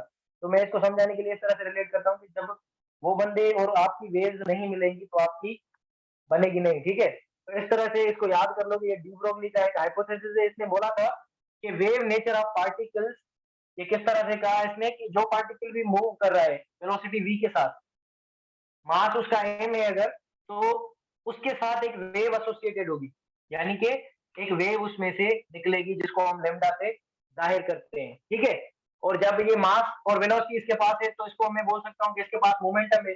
तो मोमेंटम और वेवलेंथ का हमने रिलेशन निकाला था, वो क्या था? Lambda is equal to H upon p. ये पहले पहले मैंने लिखवाया था आपको, lambda is equal to H upon p. इसको मैं इस तरह से भी लिख सकता हूँ, एच अपॉन एम वी। क्या? H upon M v. ठीक है, lambda is equal to H upon P और एच अपॉन एम वी, ये इसका फॉर्मूला है। और यही था डी ब्रोगली हाइपोथेसिस। इस हाइपोथेसिस को एक्सपेरिमेंटली एक साइंटिस्ट ने प्रूव किया था, जिसका नाम था, या इसकी अगर आप कोई पूछे आपको कि एक्सपेरिमेंटल वेरिफिकेशन किसने की थी वेव नेचर की, तो आप बोलोगे it was done by Davisson and Germer experiment. Davisson and Germer experiment. उसने बस कंफर्म किया था कि ये जो है पॉसिबल है। और इसने इलेक्ट्रॉन की भी बात की थी, क्योंकि इलेक्ट्रॉन किसी किसी जगह पर पार्टिकल अपना वेव की तरह जो है वो बिहेव करता है। ये वाला क्लियर हुआ कि हर मूविंग पार्टिकल के साथ एक वेव एसोसिएटेड है, जिसको हम जाहिर करते हैं एच अपॉन पी के साथ। अगर कोई आपसे पूछे कि एक बॉडी है जिसका मास है 400 केजी, 600 रखो, ठीक है, 600 केजी उसका मास है, और उसकी वेलोसिटी है 1 मीटर पर सेकेंड। उसकी वेलोसिटी कितनी है? 1 मीटर पर सेकेंड। मास कितना है? 600 केजी। वेलोसिटी कितनी है? 1 मीटर पर सेकेंड। तो उसकी लेमडा क्या होगी, या उसमें से जो लेमडा निकलेगी वो कितनी होगी? तो यहां से निकालो, ये 6.6 एच का वैल्यू इंटू 10⁻−34। नीचे हमने रखा कौन? 600 इंटू 1। तो अब ये देखो, इसको मैं इस तरह से लिख सकता हूँ, 6 × 10⁻²। 6 × 10⁻², क्योंकि ये 2 पावर पॉजिटिव है, इसको मैं इधर रखूंगा तो ये फिर से 600 बनेगा। अब इसको अगर सपोज करूं कि मैं ये तकरीबन 6 के बराबर लूं, या इसको इस तरह से रखो, इसका 6 का टेबल 6.6 पर कितनी मरतबा जाएगा? 1.1। अगर पॉइंट नहीं होती तो 11 मरतबा, अगर पॉइंट है तो 1.1, क्योंकि पॉइंट इसके बीच के अंदर है, तो ये 1.1 बना। अब ये 10⁻² प्लस का है, ये ऊपर जाकर माइनस का बन गया, तो ये बन गया 10⁻−36। ये हमें लेमडा मिली। अभी देखो लेमडा कितनी है? 10⁻−36। पावर इतना माइनस में कि ये वेव हमें दिखती नहीं है। आपकी आंखों के देखने की भी एक स्पेसिफिक वेवलेंथ होती है, जो वेवलेंथ विजिबल रीजन के अंदर लाया करती है, वही चीजें आप देखते हो। ऐसे काफी चीजें हैं। अगर आपकी आंखों में ये सेट ना हुई होती तो जो इलेक्ट्रोमैग्नेटिक रेडिएशन या बाकी जो चीजें आ रही होती हैं, यानी कि जिस तरह से आप सपोज करो कि कुछ किस तरह एग्जांपल दूं, कुछ जानवर होते हैं, ठीक है, जब अर्थक्वेक आता है तो वो उनकी डिटेक्शन वेव्स को फील कर सकते हैं, लेकिन आप में ये क्वालिटी नहीं है। और कुछ फिशेज होती हैं जो पानी के अंदर अपना फूड या अपना टारगेट वो अपनी वेव्स की मदद से ढूंढती है, ठीक है, लेकिन आप में ये क्वालिटी नहीं है। आप सिर्फ कलर्स को देख सकते हो, क्योंकि कलर्स लाई इन दी विजिबल रीजन, ठीक है। तो इसके साथ जो वेव निकलेगी वो 10⁻−36 है, इसी वजह से हमें वो वेव नजर नहीं आती। ठीक है, ये बात क्लियर हुई? ये हाइपोथेसिस समझ आया? इसको एक्सपेरिमेंट की प्रूफ किसने किया था? डेविसन एंड जर्मर एक्सपेरिमेंट ने। ये दो साइंटिस्ट थे, डेविसन और जर्मर, ठीक है। और इसको जो जे थॉमसन है साइंटिस्ट था एक, उसके बेटे ने भी प्रूव किया था। उसका नाम था जेपी थॉमसन, जेपी थॉमसन। लेकिन ये आपके सिलेबस के अंदर नहीं है, आपके सिलेबस के अंदर ये है। ये एक्सपेरिमेंट, ये क्लियर हुआ सबको? किसी को कोई डाउट हो, किसी को कोई प्रॉब्लम, किसी को कोई चीज समझ ना आई हो? स्पीड ऑफ इलेक्ट्रॉन कैसे निकालेंगे अगर वेवलेंथ गिवन हो तो? स्पीड ऑफ इलेक्ट्रॉन ज्यादातर जो होती है ना, सब एटॉमिक पार्टिकल्स वो सी के साथ मूव करते हैं, तो या तो 3 × 10⁸ गिवन होगा, या ये समटाइम्स गिवन होती है इलेक्ट्रॉन की स्पीड 10⁻⁶ के साथ, ठीक है। लेकिन कभी कभी गिवन होती है, कभी नहीं होती, लेकिन मोस्टली गिवन होती है। आपके बुक के अंदर भी एक प्रॉब्लम है, इसके अंदर वेलोसिटी ऑफ इलेक्ट्रॉन गिवन है एंड दैट इज 10⁻⁶। एक एग्जांपल लिखा हुआ है कि अगर एक इलेक्ट्रॉन 10⁻⁶ के साथ जा रहा है तो उसकी बताओ कि वेवलेंथ कौन सी निकलेगी? तो उसकी वेवलेंथ निकल रही है 7 × 10⁻−10। -10 भी आपको नजर नहीं आएगा। आपको ये कितने नजर आते हैं? नैनोमीटर्स वाले नजर आते हैं जो कलर है 300, 700, ये वाले 4000 एंगस्ट्रॉम टू 7000 एंगस्ट्रॉम, ये क्या होते हैं? अपना विजिबल कलर। ठीक है, ये क्लियर हुआ? अब सब जवाब दें ताकि ये समझ आया आपको, तो मैं फिर आगे चलूं। क्लियर हुआ? हाँ, स्पीड ही तो बता रहा हूं ना, समझे नहीं तुम? सुनो, लेमडा किसके बराबर है? H/mv। इसको क्या करो, इधर लेके जाओ, v H/m लेमडा। अगर लेमडा गिवन है तो ये v यहां से निकाल सकते हो, कोई मसले वाली बात नहीं है। ज्यादातर वेलोसिटी गिवन होती है, वेवलेंथ पूछता है, ठीक है। क्लियर हुआ ये? इस रिलेशन में से बस इसको इधर लेके जाओ, इसको इधर लेके जाओ, इस तरह से ही होगा। क्लियर हुआ? ओके ओके, अभी हो गया ना? हाँ सही है, गुड।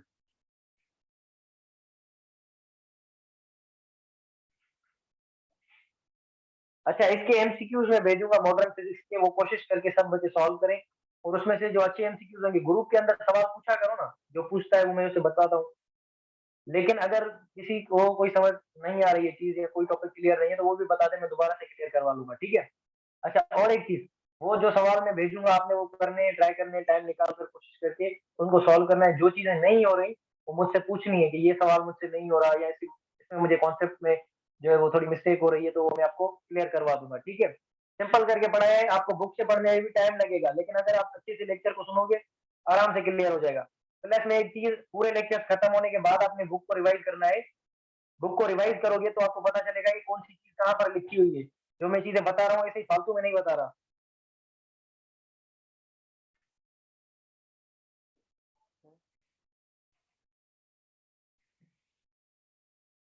पानी भी मुझे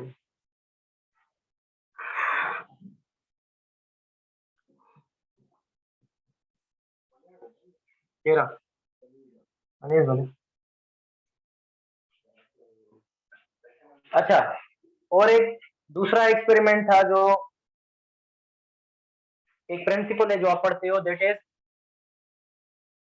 हेजनबर्ग अनसर्टेनिटी अनसर्टेनिटी प्रिंसिपल।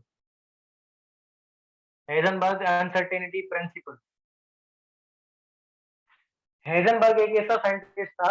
अच्छा, इसकी एक बात याद कर लेंगे, इट इज वैलिड फॉर सब atomic particles.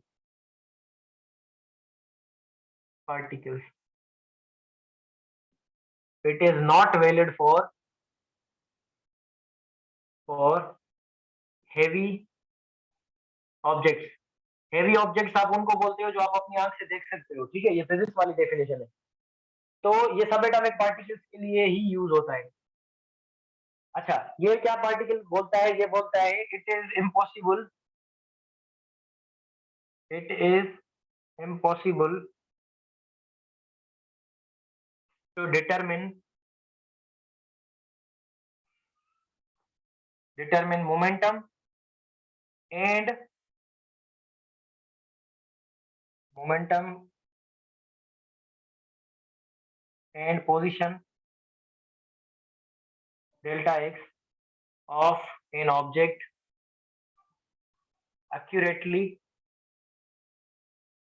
at same time। यानी कि अगर कोई ऑब्जेक्ट आपके पास हो, ठीक है, तो एक उसी एक लम्हे पर, पर्टिकुलर इंस्टेंट पर आप मोमेंटम और उसकी पोजीशन दोनों नहीं बता सकते। हाँ, एक चीज बता सकते हो, या मोमेंटम बता सकते हो या उसकी पोजीशन बता सकते हो, ठीक है, लेकिन दोनों नहीं बता सकते एक पर्टिकुलर इंस्टेंट पर। ये बोलता है हाइजेनबर्ग अनसर्टेनिटी प्रिंसिपल, ठीक है। अगर आप इन दोनों की प्रोडक्ट लोगे तो ये इक्वल होती है delta P inter delta x.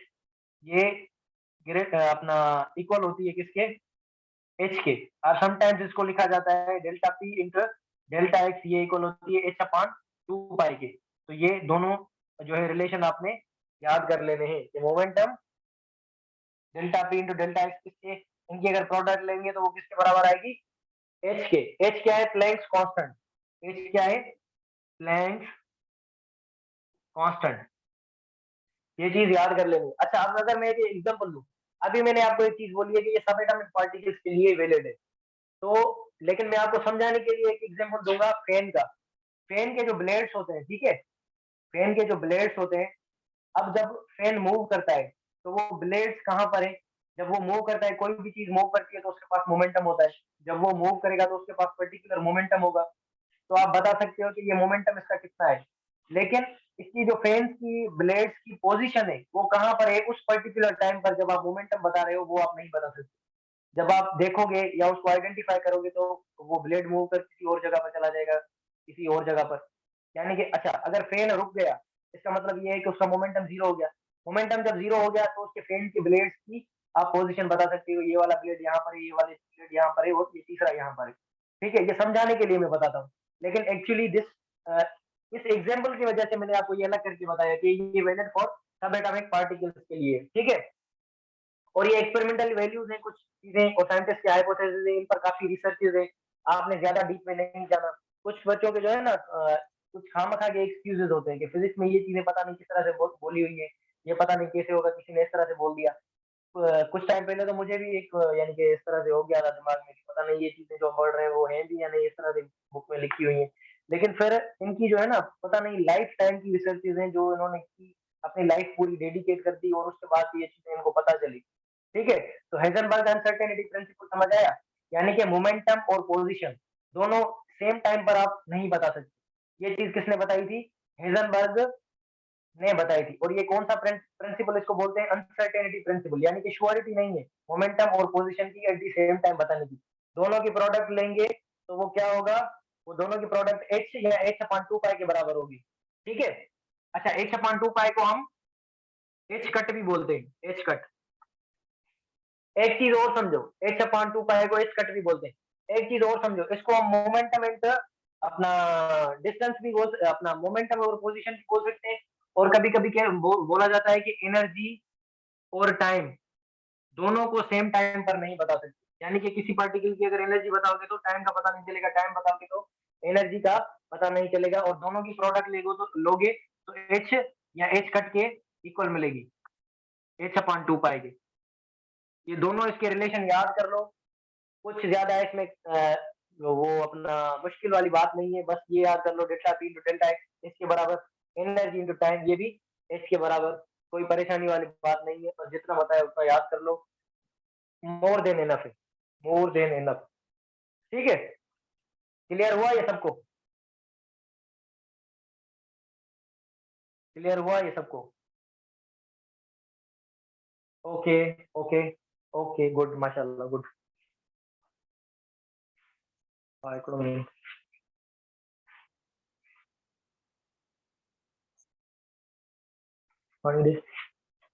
अच्छा, एक सेकंड थोड़ा वेट कर।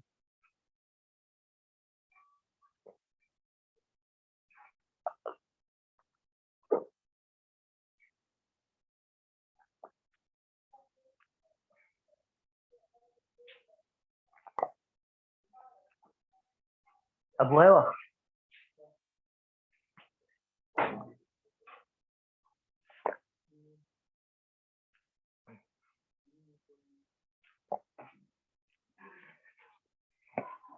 बस तो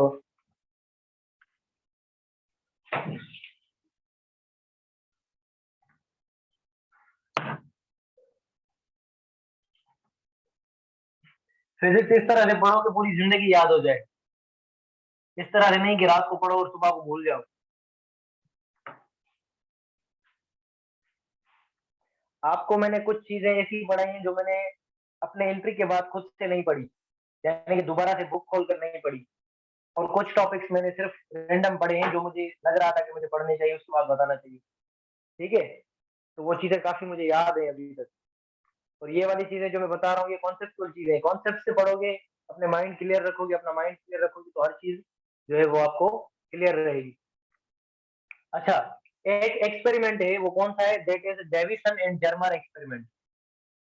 डेविसन एंड जर्मर एक्सपेरिमेंट। अब इसने क्या किया था, इसने एक इलेक्ट्रॉन गन ली थी। इसमें से इलेक्ट्रॉन बाहर निकलेगा। ये क्या है? Electron gun. ठीक है, इलेक्ट्रॉन गन ली इसने, इसमें से एक इलेक्ट्रॉन बाहर निकलेगा।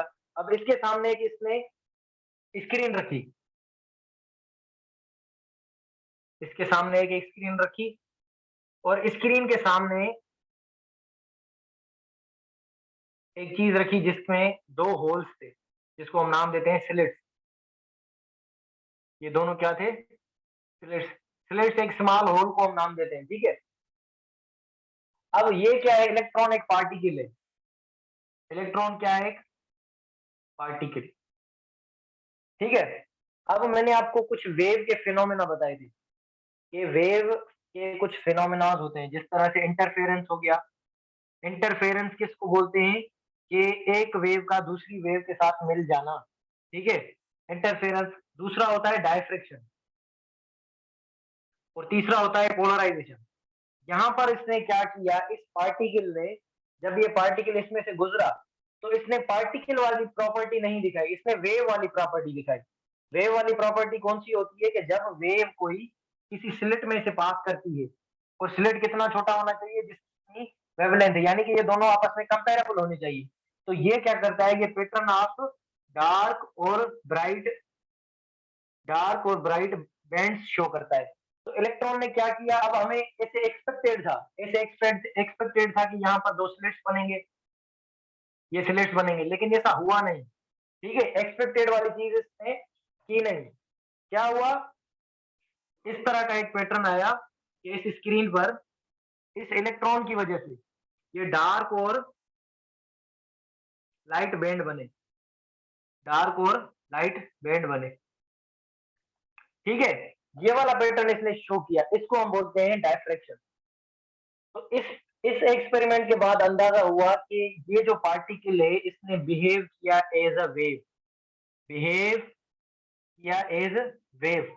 यानी कि इसके बाद अंदाजा हुआ कि जो साइंटिस्ट डी ब्रोगली ने बात बोली थी आपको, जो उसने बताई थी, वो झूठ नहीं बोल रहा था, उसने सही बात बताई थी। अब इसके अंदर इसका पोटेंशियल भी गिवन है, बाकी चीजें गिवन है। तो आपने, मैंने कॉन्सेप्चुअल चीज बता दी जो बच्चों को समझ नहीं आती, इसके अंदर पता नहीं प्रोसेस कौन सा हो रहा है, क्या हो रहा है।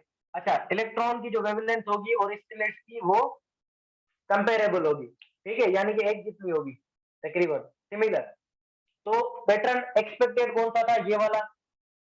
क्योंकि अब अगर कोई पार्टिकल, लाइट को अगर पार्टिकल सपोज करोगे ना,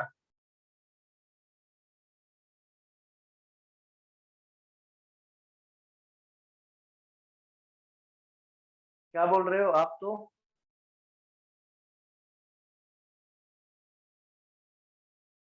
रिपीट कर दें? रिपीट करूं? चलो चलो, सुनो सुनो। मैंने क्या कहा, एक इलेक्ट्रॉन गन ली। इलेक्ट्रॉन गन बेसिकली क्या होती है? जिसमें से नंबर ऑफ इलेक्ट्रॉन्स हम गुजारते हैं कि एक यूनिट डायरेक्शन के अंदर, इस यूनिट डायरेक्शन के अंदर। अब ये इलेक्ट्रॉन्स हमने गुजारे, इसके सामने मैंने एक अपना पेपर रख दिया, ठीक है, या एक फिल्टर रख दिया, जिसमें दो स्लिट्स है। स्लिट्स यानी कि माइन्यूट होल्स। अब जब इलेक्ट्रॉन इसमें से गुजरा तो इसको शो करनी चाहिए थी, ये दो स्लिट्स का शेडो उसको जाहिर करना चाहिए था, लेकिन इसने ऐसा किया नहीं। इसने एक वेव वाला पैटर्न शो किया। जब किसी वेव को हम स्मॉल स्लिट से क्रॉस करते हैं तो वेव बैंड्स शो करती है, डार्क और लाइट बैंड्स। तो इस इलेक्ट्रॉन ने भी इसी तरह का जो है वो तरीका अपनाया, यानी कि डार्क और लाइट बैंड्स इसने शो किए। तो इससे हमें अंदाजा हुआ कि ये वाला जो है पार्टिकल, इसने इसने बिहेव किया एज अ वेव, और पार्टिकल कौन सा है, इलेक्ट्रॉन, यानी कि ये वेव की तरह बिहेव कर रहा है। तो जो डी ब्रोगली ने बात की थी कि हर पार्टिकल के साथ एक वेव एसोसिएटेड होती है, उसने सही बात बोली थी। इसी एक्सपेरिमेंट को प्रूव किया था किसने, डेविसन एंड जर्मर एक्सपेरिमेंट ने इसी बात को प्रूव किया था। कौन सी साइंटिस्ट की, डी ब्रोगली की। क्लियर हुआ ये। अगर कोई पार्टिकल किसी ऑब्जेक्ट को हिट करता है तो उसका शेडो बनाता है, according to particle theory. Particle theory के मुताबिक अगर कोई पार्टिकल, लाइट का पार्टिकल किसी ऑब्जेक्ट को लगेगा तो तीन प्रोसेस होते हैं, या तो रिफ्लेक्ट होगा, या एब्जॉर्ब होगा, या ट्रांसमिट होगा।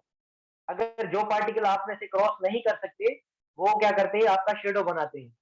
जो पार्टिकल्स आपको हिट करके बाहर आपसे क्रॉस नहीं कर सकते, ट्रांसमिट नहीं कर सकते, तो वो क्या करते हैं, आपका शेडो बनाते हैं। तो जब आपका शेडो बनता है, वो शो करता है कि लाइट जो है वो यूनिट एक ही डायरेक्शन के अंदर फ्लो कर रही है और पार्टिकल्स के अंदर फ्लो कर रही है, ठीक है, पार्टिकल फॉर्म में। लेकिन इसने वेव वाला पैटर्न शो किया। अब क्लियर हुआ आपको? बताया तो मैंने सिंपल, पता नहीं क्यों क्लियर नहीं हुआ आपको, आपने दोबारा से पूछा। फिर से बता दो, मुझे मैसेज कर दो ताकि मैं आगे चलूं। बाकी बच्चों को क्लियर हुआ? Rao, Rao Mukaddas, okay okay okay, good. अच्छा, इसका पोटेंशियल वगैरह देख लेना। पोटेंशियल मेरे ख्याल से इसमें इलेक्ट्रॉन गन को,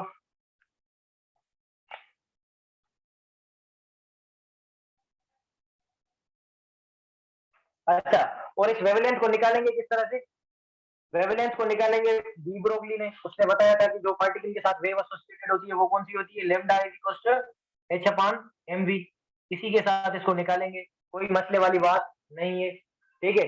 यहाँ से पोटेंशियल भी आप फाइंड कर सकते हो कि इलेक्ट्रॉन का पोटेंशियल कितना होगा, k मैक्स बराबर v नॉट e के स्टॉपिंग पोटेंशियल, ये इससे आप फाइंड कर सकते हो, ठीक है। नो नीड टू वरी, ठीक है।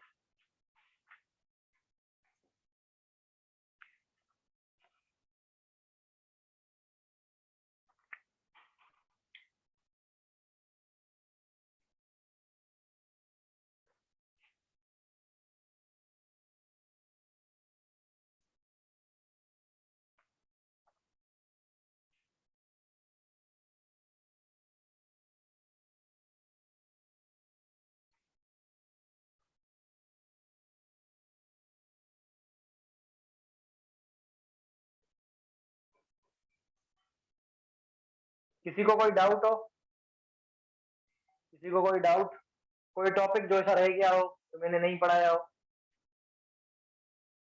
मेरे ख्याल से जो टॉपिक नहीं थे वो भी मैंने पढ़ा दिए।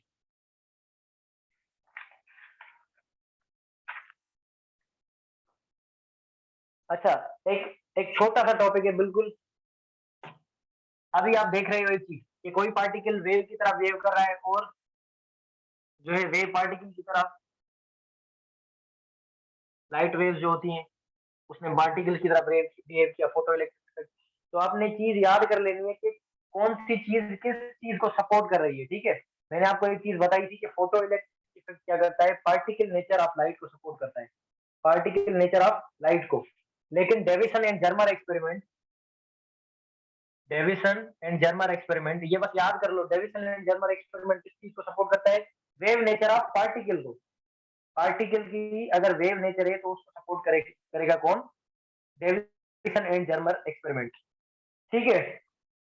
अच्छा, तो इसी वजह से एक छोटा सा हम टॉपिक पढ़ते हैं, that is wave particle duality. Wave particle duality यानी कि एक जो पार्टिकल है वो बिहेव कर सकता है एज अ वेव, और वेव बिहेव कर सकती है एज अ पार्टिकल। तो इसी वजह से इसको हम नाम देते हैं वेव पार्टिकल ड्यूएलिटी। ये ड्यूएलिटी तो होगी, लेकिन ये किसी एक टाइम में या तो वेव होगा या पार्टिकल होगा। ऐसा नहीं होगा कि ये वेव भी हो और पार्टिकल भी हो। इसको समझाने के लिए सर ने हमें एग्जांपल दिया था कि एक जो बंदा है उसमें एक क्वालिटी है, वो जिन बन सकता है, ठीक है। तो जिन या भूत, जिसको आप जो भी बोलो, तो अगर वो या तो, ठीक है, एक बंदे के पास क्वालिटी है कि वो जिन बन सकता है, लेकिन या अगर आप किसी एक वक्त में देखोगे तो या तो वो इंसान होगा या तो वो जिन होगा। ऐसा तो नहीं होगा कि इंसान भी हो और जिन भी हो, ठीक है।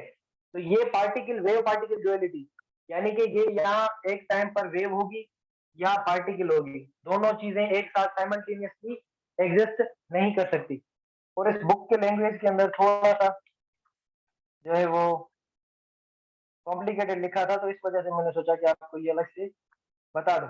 अच्छा, इसको प्रूफ किस तरह से, आपको प्रूफ किस तरह से मिला है? फोटो इलेक्ट्रिक इफेक्ट में आपने देखा है पार्टिकल नेचर, कहाँ देखी है photoelectric effect? Photo electric effect wave nature कहाँ पर देखी है आपने? वेव नेचर देखी है डायफ्रेक्शन के अंदर, इंटरफेरेंस के अंदर। डायफ्रेक्शन में कौन सी चीज है डायफ्रेक्शन के अंदर? Davisson and Germer experiment, Davisson and Germer experiment. ठीक है, ये एक दो चीजें देख लो और इस बुक की रीडिंग करना, जो चीजें समझ ना आए वो मुझसे पूछना। ये वेव पार्टिकल ड्यूअलिटी, इसको पढ़ देना खुद से।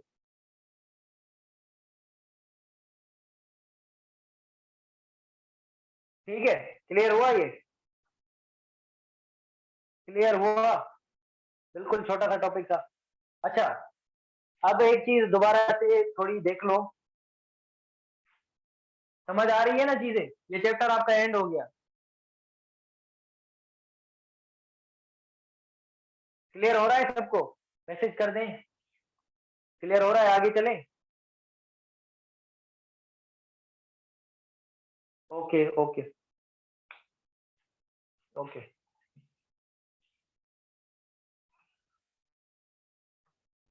Okay okay okay okay.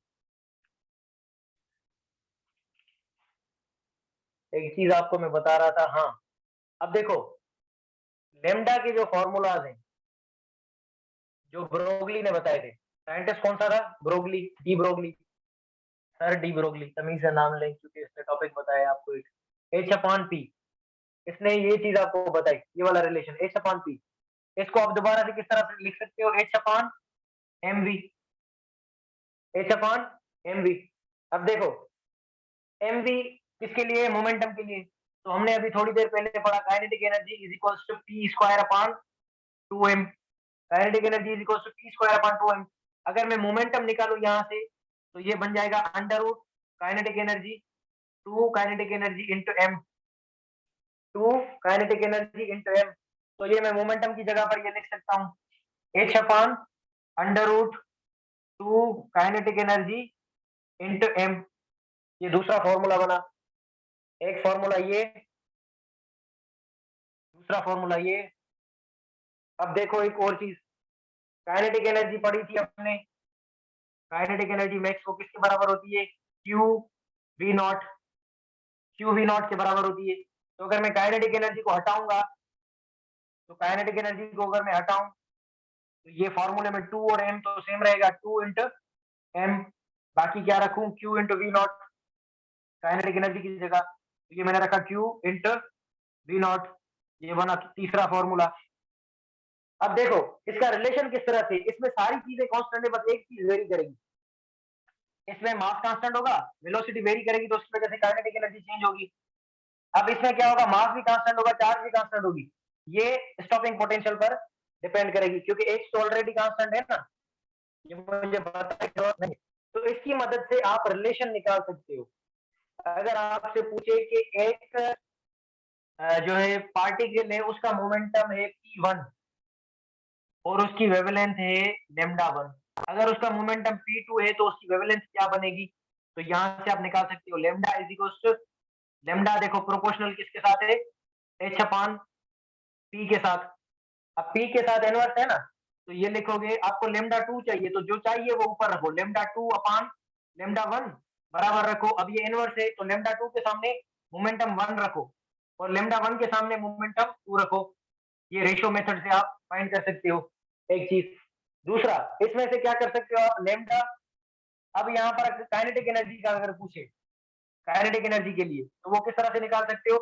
अब ये प्रोपोर्शनल है इनवर्स के साथ, लेकिन अंडर रूट में है वो चीज, यानी कि lambda is inversely proportional to under root kinetic energy. तो इसको किस तरह से लिखोगे? लेमडा 2 अपान लेमडा 1 बराबर लिखोगे अंडर रूट के 1 अपान के 2, लिखोगे इनवर्स में, लेकिन दोनों अंडर रूट में लिखोगे। ठीक है, ये वाली चीज क्लियर हुई? ये वाला फॉर्मूला देख लो, पूछ सकता है इस पर, इंटरव्यू आप। ठीक है, ये 3 फॉर्मूलाज हैं, इसी तरह से भी पूछ ले तो आपने कर लेने हैं। ठीक है, ये भी हो सकता है इस तरह से। अच्छा, वेलोसिटी का अगर पूछे, वेलोसिटी का रिलेशन, तो वेलोसिटी और मोमेंटम का जिस तरह से बना same, lambda 2 upon lambda 1 is equals to v1 upon v2, mass constant है अगर तो इसमें से रिलेशन आप बना सकते हो। ये पता नहीं कितने फॉर्मूलाज बन गए। फार्मूला तो देखकर परेशान नहीं होना, 3 फॉर्मूलाज रखने, रिलेशन देखना है किसके साथ है, रिलेशन देखना है किसके साथ है, और उसके बाद ये फॉर्मूलाज आप खुद से ड्राइव कर सकते हो। प्रोपोर्शनलिटी चेक करो कि इसका मोमेंटम के साथ डायरेक्ट रिलेशन है या इनवर्स, ये इनवर्स में रिलेशन है इसका, तो इसके सामने लेमडा 2 अपॉन लेमडा 1 रखो और लेमडा 2 अपॉन लेमडा 1 के सामने रखो p1 upon p2। I hope it is clear to everyone. Is it clear to everyone? Clear है बाकी बच्चों को? मुकद्दस आपको समझ आया ये? तो ये थोड़ा इंटर से ज्यादा ऊपर वाली चीजें हैं, बट आई होप कि समझ आएगा आपको, क्योंकि क्रिस्टल क्लियर। ओके गुड, अच्छी बात है अगर क्रिस्टल क्लियर हो गया तो। ओके, मुकद्दस आपको क्लियर हुआ?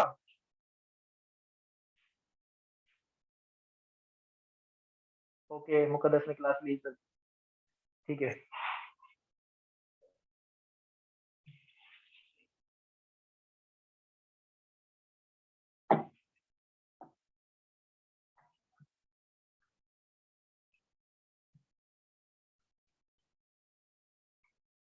ठीक है, अच्छा एक चीज और देखें, हमने एनर्जी का फॉर्मूला पढ़ा है, E is equals to h f.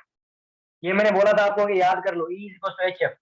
यहाँ पर अगर फ्रीक्वेंसी का बोले, अगर बोले कि कोई एक बॉडी है, अगर मैं यहीं पर आपको प्रैक्टिस करूँ, मैं सवाल पूछूं कि अगर एक बॉडी है 25 हर्ट्ज उसकी फ्रीक्वेंसी है, ठीक है, तो उसकी एनर्जी है ई नॉट। तो अगर मैं फ्रीक्वेंसी को डबल कर दूं, 50 हर्ट्ज कर दूं, तो E2 किसके बराबर होगी, या एनर्जी किसके बराबर होगी? तो अब इसका रिलेशन देखो, एनर्जी का जो रिलेशन होता है फ्रीक्वेंसी के साथ वो क्या है, डायरेक्ट, डायरेक्ट, क्योंकि ये वाली चीज कांस्टेंट है। तो मैं क्या रखूंगा, आपको E2 चाहिए, जो चीज चाहिए वो ऊपर रखा करो, E2 upon E1 is equals to, ऐसे स्वर तो मुंगे E2 upon E1 is equals to frequency के सामने F2 upon F1। Frequency F2 बाद वाली कितनी है 50, तो यहाँ पर रखो 50। पहले वाली कितनी है 25, तो 25, ये दोनों हुए आपस में कैंसिल, तो ये बना 2। E2 निकालनी है आपने, शुरू वाली कितनी थी ई नॉट, तो ये ई नॉट इधर डिवाइड कर रहा है, इधर जाकर क्या करेगा मल्टीप्लाई, तो E2 is equal to twice of e not, यानी कि बाद वाली energy is double of initial energy और ओरिजिनल एनर्जी। क्लियर हुआ ये? क्लियर हुआ ये?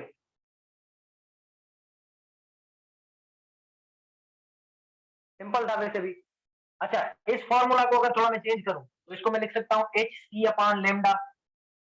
अभी बाबा जो तुमने सवाल पूछा था ना वो ये इस पर था, सिंपल है, कर सकते हो। Energy is equal to h c upon lambda. H भी कांस्टेंट है, सी भी कांस्टेंट है, लेकिन रिलेशन किसके साथ है, इनवर्स के साथ। अगर रिलेशन डायरेक्ट नहीं है, इनवर्स है, तो इसको किस तरह से लिखोगे, e is proportional to inverse of lambda. E is proportional to inverse of lambda, तो E2 अपॉन E1, उसके सामने क्या रखोगे, लेमडा 1 अपॉन लेमडा 2। इसकी मदद से, वेवलेंथ का कंपेयर करके निकाल सकते हो। आपको एनर्जी गिवन थी, एक एनर्जी 1 किलो इलेक्ट्रॉन वोल्ट थी पता नहीं, और दूसरी 25 या समथिंग थी, और फिर वेवलेंथ पूछ रहा था, जो फ्रीक्वेंसी की मैंने उससे वेवलेंथ निकाल कर इस तरह से कर सकते हो। ठीक है, क्लियर हुआ ये दूसरा फार्मूला देख लो, E2 upon E1 is equal to lambda 1 upon lambda 2। Clear हुआ ये? सिंपल चीजें हैं, फॉर्मूला है, बस थोड़ा इनको फॉर्मूलाज को घुमा कर देखना है कि ये किस तरह से होंगे। Okay okay. अच्छा, अगर बुक किसी के पास है तो बुक में थोड़ा देखोगे, अगर कोई टॉपिक ऐसा मिस हो गया हो या नाम बताओ उस टॉपिक का, तो मैं देखूं कि ये काम का है, तो अगर मैं आपको समझा दूं। आई थिंक मैंने सारे जो है ना टॉपिक ऑलमोस्ट कर दिए, ठीक है।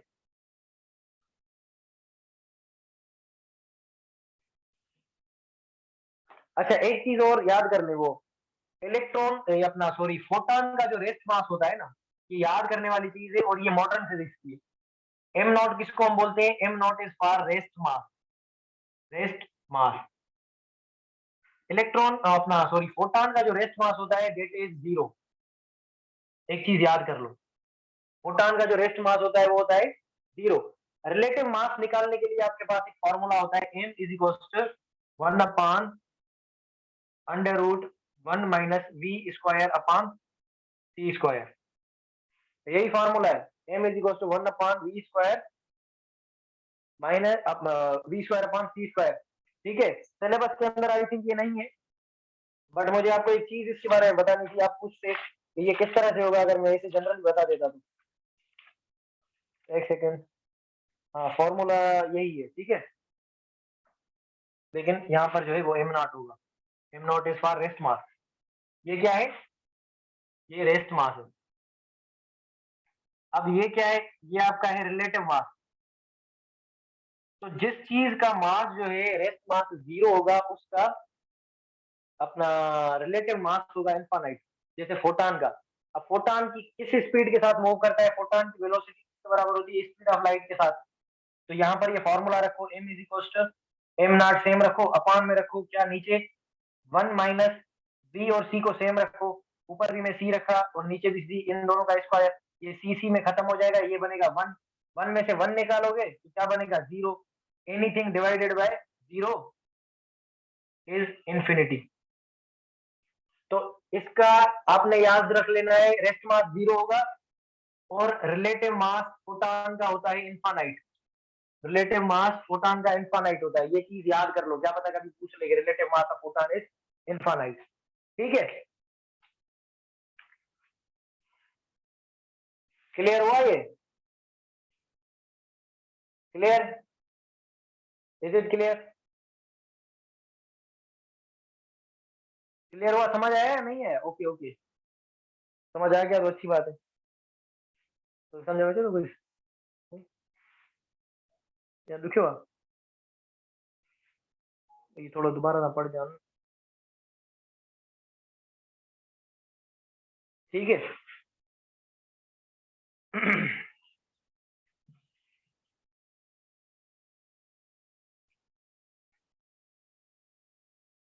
अच्छा, अगर मैं लिखूं यहाँ पर एक चीज के,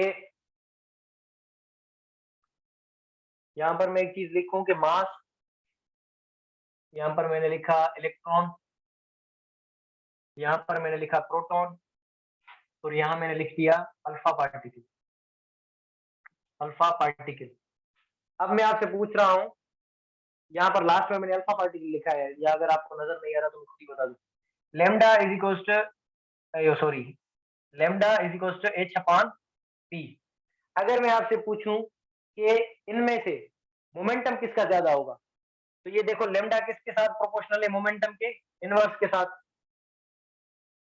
अगर वेलोसिटी सबकी सेम है, अगर सपोज करें थोड़ी देर की, अगर वेलोसिटी सेम है तो वेवलेंथ जो है वो, या इस तरह से सपोज करें कि सबका मोमेंटम सेम है, ठीक, तो वेवलेंथ किस तरह से बनेगी। अब देखो इसका मोमेंटम क्या होगा, ये mv बनेगा और ये इसका मोमेंटम mv और ये इसका मोमेंटम mv। अगर थोड़ी देर के लिए मैं सपोज कर रहा हूँ कि इनकी वेलोसिटी को मैं सेम अज्यूम कर रहा हूँ, अज्यूम जो चीज अज्यूम की जाती है उसमें फिर क्वेश्चनिंग नहीं होती कि ये क्यों होता है किस तरह से, इसको अज्यूम करो फिलहाल। अब मास ऑफ इलेक्ट्रॉन आपको पता है कि कम होता है किससे, प्रोटॉन के मास से, यानी mass of electron less then mass of proton.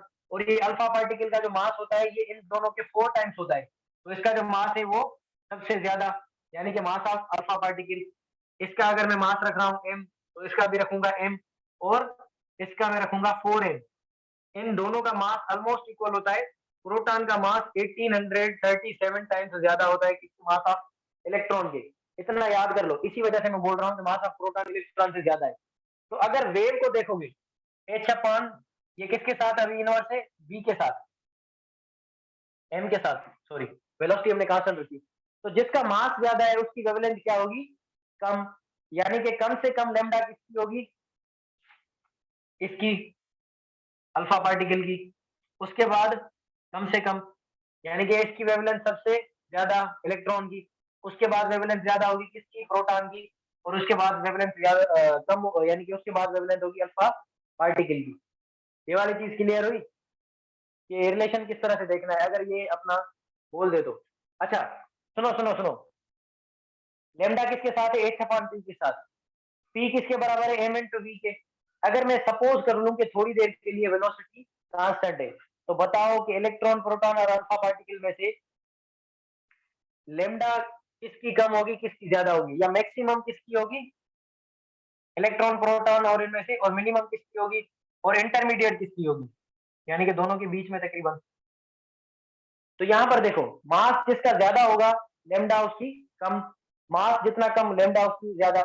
सबसे ज्यादा जो मास है वो अल्फा पार्टिकल का है, तो अल्फा की लेमडा सबसे कम होगी, और सबसे मास कम किसका है, इलेक्ट्रॉन का, तो इलेक्ट्रॉन की लेमडा सबसे ज्यादा होगी। प्रोटॉन का इन बिटवीन है, इलेक्ट्रॉन से ज्यादा है और अल्फा से कम है, तो ये इनके इंटरमीडिएट बने। क्लियर हुआ ये, रिलेशन आ सकते हैं इस तरह से, वैसे पूछ सकता है जनरली, ठीक है।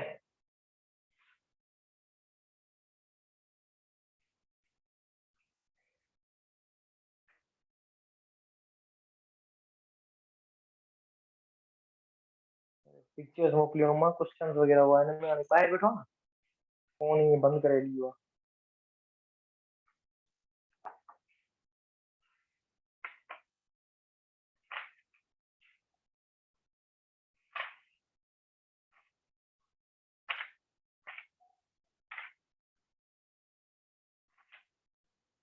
ना बस अभी,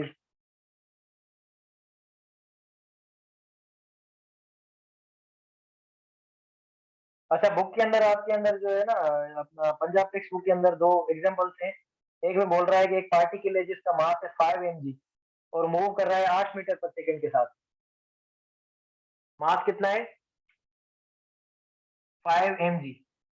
mg को आप केजी में कन्वर्ट करोगे तो अपना, ग्राम से अगर कन्वर्ट करोगे तो 1 ग्राम कितने बराबर होता है, 10⁻³ और ये मिली का 10⁻³ तो ये बन जाएगा 10⁻6 kg। 5 × 10⁻6 kg, ठीक है। ये कन्वर्ट करोगे, यूनिट कन्वर्शन है। और वेलोसिटी कितनी है इसकी, वेलोसिटी है 8 मीटर पर सेकेंड। तो इसको आप वेवलेंथ निकाल सकते हो, किसके बराबर है, एच अपॉन पी के साथ। पी का मोमेंटम फाइंड करो, 8 × 5 ये होगा 40, 40 × 10⁻6, इसके ऊपर 6 × 10⁻34। ये 6 नीचे ऊपर चला जाएगा, प्लस का बन जाएगा, तो इसमें से 6 माइनस होंगे, -34 + 6, और नीचे क्या है ये 40।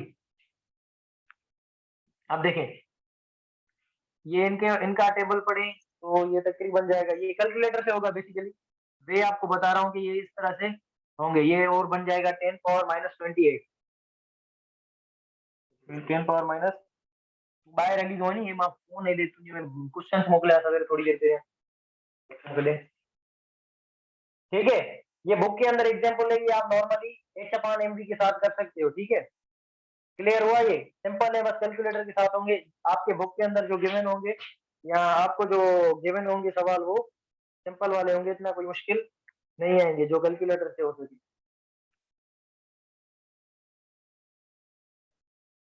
क्लियर हो गया,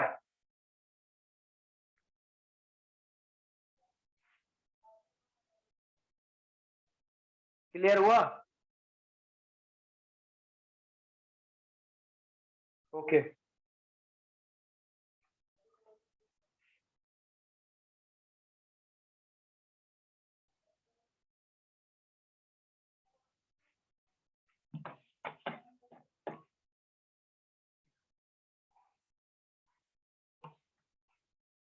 अच्छा थोड़ी देर पहले मैंने आपको एक चीज कही कि जो है वेव, वेव अगर वेव की तरह बिहेव करती है तो कौन से प्रोसेस होते हैं, इंटरफेरेंस होता है, डायफ्रेक्शन होता है, और अपना रिफ्लेक्शन वगैरह होता है।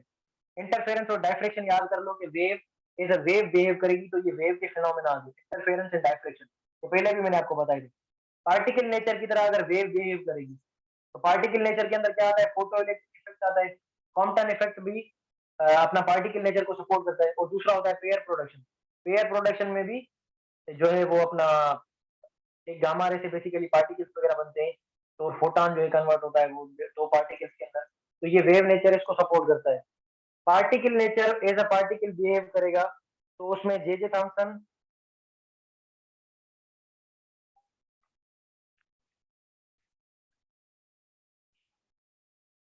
अब जो पार्टिकल है वो वेव बिहेव कर रहा था, तो ये कौन सा एक्सपेरिमेंट था? ये था डेविसन एंड जर्मर एक्सपेरिमेंट।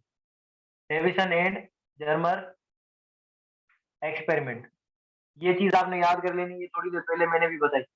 और दूसरा कौन सा था? वो था डी ब्रोगली हाइपोथेसिस। इनके हिसाब से क्या होगा कि जो पार्टिकल है वो एज अ वेव बिहेव करेगा।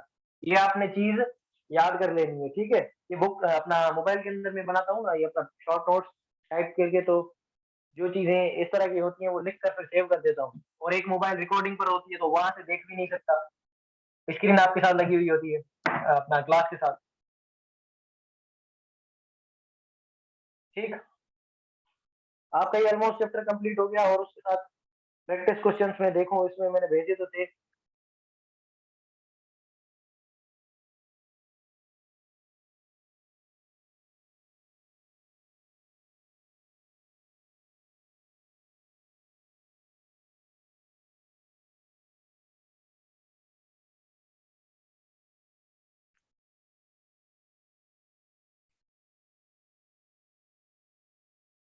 अच्छा, और एक चीज, यहाँ पर क्या था? Lambda is equal to H upon P.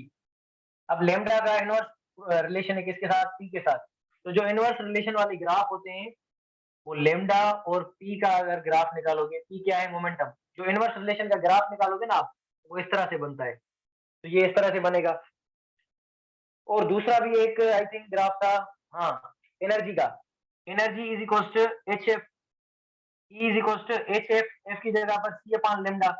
तो एनर्जी और अगर लेमडा का मैं ग्राफ बनाऊं, एनर्जी और लेमडा का ग्राफ, ये ई और ये वन अपान लेमडा, क्योंकि ये वन अपान लेमडा है। अगर लेमडा को बढ़ाओगे, अगर यहाँ पर लेमडा रखो, अगर लेमडा को बढ़ाओगे तो एनर्जी कम होगी, और अगर लेमडा को कम करोगे तो एनर्जी ज्यादा होगी। तो भी ये इस तरह से, यहाँ पर देखो ना, एनर्जी को आप कम कर रहे हो, सपोज करो कि यहाँ पर एनर्जी है E1 और यहाँ पर एनर्जी है E2, तो यहाँ पर जो लेमडा है वो ये वाली है लेमडा 1, और यहाँ पर लेमडा है ये लेमडा 2 है। तो यहाँ पर आप आगे चले गए हो तो लेमडा E2 के लिए ज्यादा होगी, और E2 के लिए एनर्जी क्या है? कम है, ठीक है। इस तरह से आप ग्राफ से देख सकते हो। लेकिन यहाँ पर एनर्जी रखनी है, यहाँ पर लेमडा रखना है। अगर मैं एनर्जी और वन अपान लेमडा का ग्राफ बनाऊं तो ये कांस्टेंट बनेगा। एनर्जी और वन अपान लेमडा का बनाऊंगा तो ये कांस्टेंट बनेगा। अच्छा, और एनर्जी और फ्रीक्वेंसी का किस तरह से होता है? एनर्जी और फ्रीक्वेंसी का डायरेक्ट रिलेशन है, तो यहाँ पर एनर्जी रखो, यहाँ पर फ्रीक्वेंसी रखो, तो ये इसका भी स्ट्रेट लाइन बनेगा। ग्राफ की जो है थोड़ी सी सेंस होनी चाहिए आपको, आप जो है ग्राफ अपने माइंड के हिसाब से कर सकते हो। क्लियर हो गया? क्लियर हुआ? ये इसमें से कोई ग्राफ जो समझ ना आया हो? वन अपॉन, यहाँ पर लेमडा रखनी है, लेमडा की रिलेशन इसके साथ इनवर्स है, लेकिन वन अपॉन लेमडा की डायरेक्ट है। यहाँ पर ओवरऑल देखोगे तो ये पूरा डायरेक्ट है, लेकिन लेमडा की देखोगे सिर्फ तो ये इनवर्स है। तो वन अपॉन लेमडा अगर रखोगे ग्राफ के अंदर तो स्ट्रेट लाइन आएगा, खाली लेमडा रखोगे तो ये कर्व आएगा।